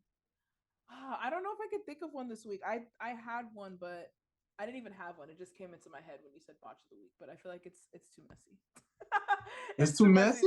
It's too messy. Yeah. Oh. It's too messy. I feel like I can't say it. I'll tell you off air. Okay, so tell me off air, ladies and gentlemen. Well, I guess we'll just have to ride and mutually agree that the NBA just solely takes it for the entire weekend of taking that hit. So you guys get botch of the week, unfortunately. But ladies and gentlemen, just let us know if you have a botch of the week. Let us know what your botch of the week is. Comment it, write it down, tag us on all social media outlets at Life's Up Botch _OTS. What is your botch of the week? It can be wrestling related, non-wrestling related, whatever you want to mention. Name your botch of the week so we too can have a good laugh. You know what I'm saying? It's always great. Make sure you follow us. Like I said, all things at Life's a Botch _OTS. Shout out to you guys who interact with us on Life's a Botch, man. We got some guests coming up. We have Melissa Santos. Some of y'all may know her from the infamous Lucha Underground as the infamous announcer from Lucha Underground, also wife of Brian Cage. So yes, she will be joining us in March on the 27th.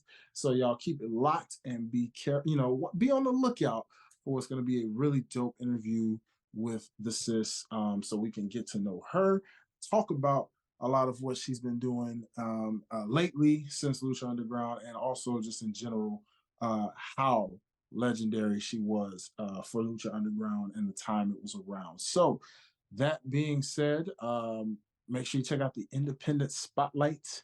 It is a very, very, very dope show. It's our sub show. It's where we sit down one-on-one with an independent artist, independent wrestler. We sit down with an independent wrestler that's doing their thing on the independent scene.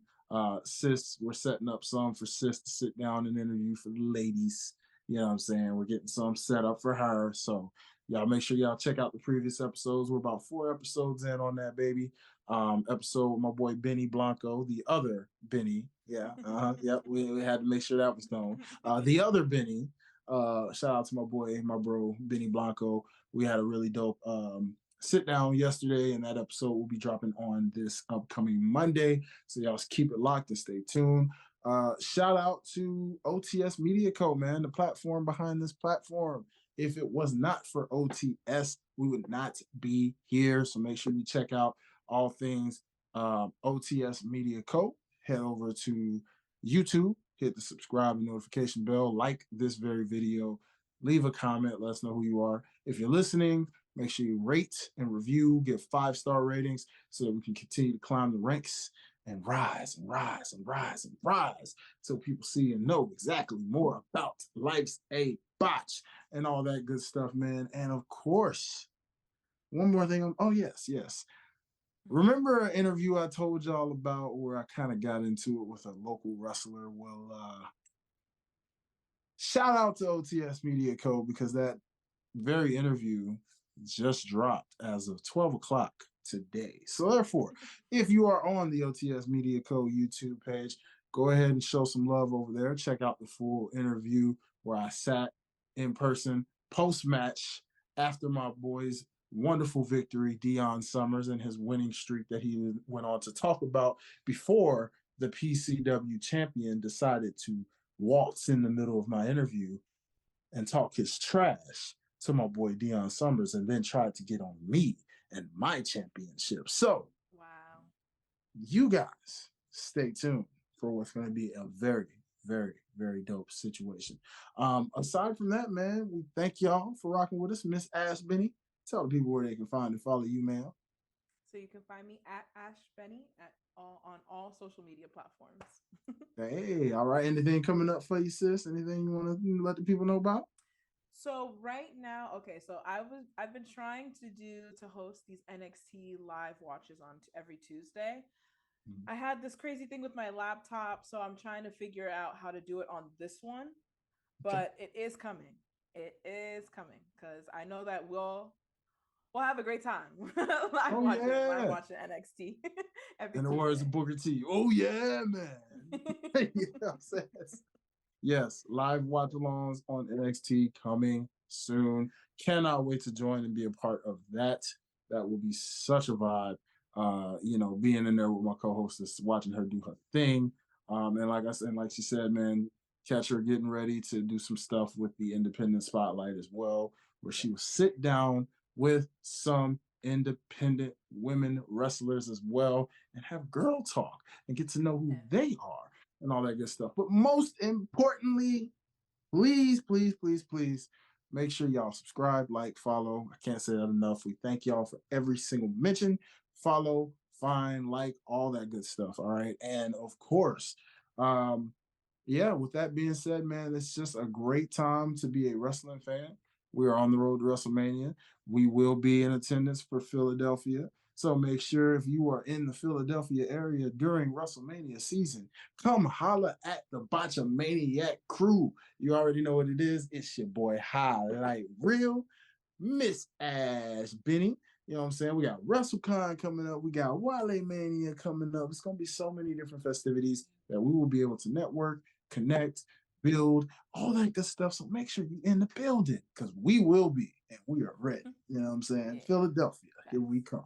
That being said, man, it's your boy Hi-Lite Real. That right there is Ash Benny.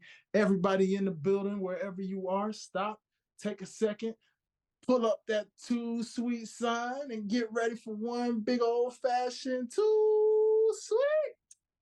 Peace, y'all. Until the next time we meet, we'll see y'all next week. Same time, same place. Bye-bye now. We out.